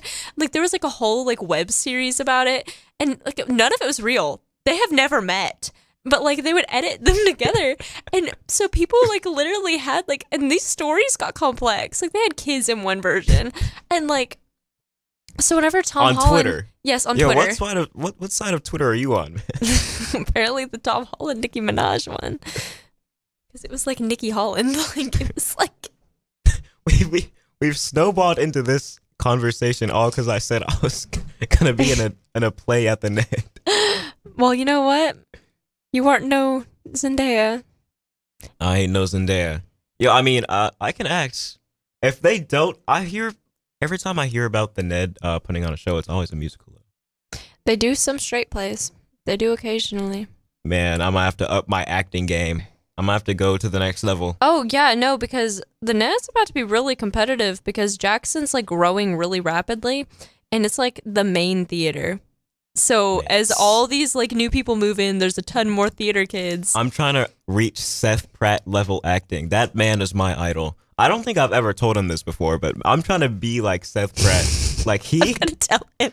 He's every time I see him on stage, I watched him eat a calzone I ripped in half with no like tray today, and he had to eat it like this. Okay. That's your idol. I mean, that's idol things right there. That's just things that idols do. They eat. They take unfortunate situations and they make it better. They make it good. He ate it like this. He ate it like this. I don't know. He did eat up 12 Angry Jurors when he screamed at me. He was eating up 12 Angry He truly Jurors. just screamed at me. See, I feel like my typecast is I always get cast as characters that are like kind of similar to me, so then I never really get to act. I'm just kind of up there being myself. Like 12 Angry Jurors, half the time I was just straight chilling. Like, I was like, In 12 Angry Jurors, it was literally the exact opposite of what I'm like in real life. your character in 12 Angry Jurors is so awkward. Like, it's just like, And he never knows what he wants to do. Like, he's yelling one time, and then he's timid another, and then he switches between his votes 3 times. because I almost feel like he was originally written to be a different, like, he was originally written to be like 2 different characters, and then they kind of just like, or like they get, okay, or like my thought process is like, he's kind of written as if the author wrote it as 11 jurors and then learned that there's 12 in a jury and then went through and stole lines from all the other characters and like was like, here we go. But no, my favorite part about your character in that was all the lines about him growing up in a slum. But then also at one point it sounds like he hates slum kids, so it's kind of like, okay, pick a side, buddy. Yeah, I don't know. That switch knife line, though. I was pretty good at that switch knife line. You got that little like. Anybody who's ever used a switch knife before would never have stabbed downward. You don't handle a switch knife that way. You use it underhanded. I ate that up, except for that one time when I did not eat it. Shout out to that play because I swear I didn't know those lines until like the week of, no matter how hard I tried. I was stressing. You literally had like 10 lines that sounded the exact same. That was part of why I was having so many issues, is that all my lines sounded the same. And so I would be sitting there and I'm like, I don't know. At one point during one of the shows, somebody else said a line that sounded super similar to another line. So, the other line that they said though, is like my cue line to get up to the other side of the room. So I got up to the other side of the room and then realized I was not supposed to be there until literally like the next act. So I'm awkwardly already standing on the other side of the room, and it wasn't even the side that had the little water. Yes. Oh. And it wasn't even the side that had the little water cooler. So I had to go like stare out the window for like a minute because I didn't mean to, and I didn't have a way of casually just walking back. Nobody and then I could tell. Well, then I had a line, so then I just said it from that side and then walked back then. Because I was like, now it seems normal. Now it seems like I'm being sassy. And Mr. Young must have been like, what is she doing? I don't even think anyone noticed. I think I got away with it. I did not notice. That play was one of those that I This is definitely got away with. WBFG 96.5 FM. 96.5 FM. Parker's Crossroads, Jackson. Breaking news this hour from townhall.com. I'm Keith Peters reporting. A family member of the victims who were kidnapped in Mexico is speaking out. Barbara McLeod Burgess, the mother of kidnapped survivor Latavia Burgess, tells CNN this morning her daughter tells her the vehicle the 4 Americans were in was targeted shortly after crossing into Mexico. They were driving through and a van came up and hit them, and that's when they started shooting at the car, shooting inside the van or whatever, and I guess the other ones tried to run and they got shot at the same time. 2 of the family were killed while 2 survived. All 4 were found in a wooden shack where they were being guarded by a man who was detained. Ukraine's ambassador to the UK has dismissed media reports that a pro-Ukraine group was involved in blowing up the Nord Stream gas pipelines in the Baltic Sea last year. Correspondent Charles de Ledesma reports. Vadim Pristaiko tells Sky News his government had nothing to do with the sabotage of the Nord Stream gas pipeline. It's a bit premature to discuss things like what would happen if. We believe that nothing, there is no now our involvement there. I'm not just talking about technically how difficult it is to do it. I'm just telling that's totally against our own interest. Meanwhile, Defense Minister Alexei Reznikov has also rejected suggestions that the attack could have been ordered by Kyiv, telling reporters in Stockholm it's like a compliment for our special forces, but this is not our activity. I'm Charles de Ledesma. The chief executive of Norfolk Southern Railroad is preparing to tell a Senate committee he's deeply sorry for the fiery derailment last month on the Ohio-Pennsylvania border.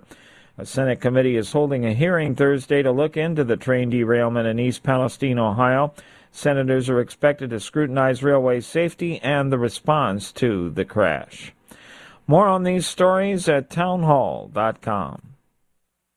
It's Prager here. Sue and I mean it. Dogs are part of our family. We love Otto and Snoopy so much. There's nothing quite like their loyal companionship. So we provide them with Rough Greens. In fact, I just talked to my wife about it because we want them to be healthy and we want them to be with us as long as possible. That's true. I know Sebastian Gorka feels the same way. The Pragers and I couldn't agree more. Our pups, Killian and Leia, rely on us to provide what's best for them. And naturopathic Dr. Dennis Black has packed Rough Greens full of vitamins, minerals, digestive enzymes, omega oils, and more that supplement their food in a way that has shown us great results. Trying out Rough Greens is an easy yes, recommended by me, Dr. G. Naturopathic Dr. Dennis Black here, and I'm so proud that the Pragers and Sebastian Gorka have entrusted their dog's health to Rough Greens. I'm so confident that Rough Greens can help your dog, I'm offering you a free Jumpstart trial bag. Just cover the shipping. Yes, your dog's food is dead food, but you can bring it back to life with Rough Greens. Go to ruffgreens.com. 6. There are plenty of jobs to go around, but the number of layoffs is rising. Correspondent Rita Foley reports. Employers added a stunning 517,000 jobs in January. In all, there were 10.8 million job openings in January, down from December, says the Labor Department, but still a historically high number of jobs. The unemployment rate fell to 3.4%. That's the lowest it's been since 1969. The number of openings in January means there are about 2 jobs for every unemployed American. But here's the other thing. Layoffs rose in January to 1.7 million. That's the highest since December of 2020. I'm Rita Foley. For 20 straight months, employers have posted at least 10 million openings, a level never reached before 2021 in Labor Department data. News and analysis at townhall.com. I'm Keith Peters reporting. A drug firm executive is going to prison. The former chief executive of Rochester Drug Cooperative was sentenced to more than 2 years in prison on Wednesday for conspiring to distribute opioids illegally in the first criminal opioid trafficking case against a drug wholesaler and its executives. U.S. District Judge George Daniels sentenced 79-year-old Lawrence Dowd to 27 months at a hearing in Manhattan. The judge said Dowd's crime was motivated solely by profit. Rochester Drug Cooperative, Dowd, and another executive were charged in 2019 with conspiring to distribute illegal narcotics and accused of ignoring clear red flags that the drugs were being sold illegally, such as large bulk orders of pills and payments in cash. I'm Bill Alexander. The license of a Rochester, New York concert venue has been revoked while authorities investigate the circumstances of a deadly weekend stampede following a rap concert that killed 2 people. More on these stories at townhall.com. Hi, I'm Terica Smith, a local attorney and proud JMCSS graduate, but I'm also a JMCSS parent. We chose Jackson Madison County Schools for educational options that are innovative and challenging. Whether it's the Academic Academy at Northeast or early college and career opportunities at JCM Early College High, JMCSS offers classes and programs that will prepare my son for college and beyond. Plus, JMCSS is a level 5 district and tuition free. It just makes sense. Hi, I'm Greg Hammond, Chief of Public Information for the Jackson Madison County School System. With an increased focus in the fine arts, athletics, workforce development, and early career opportunities for students, there's never been a better time to choose us. Tuition-free, Jackson Madison County Schools. Visit jmcss.org today to schedule a tour or call 731-345-7011.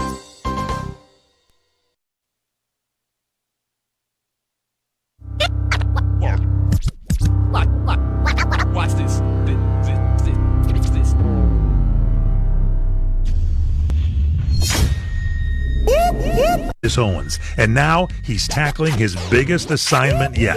This is the Officer Tatum Show.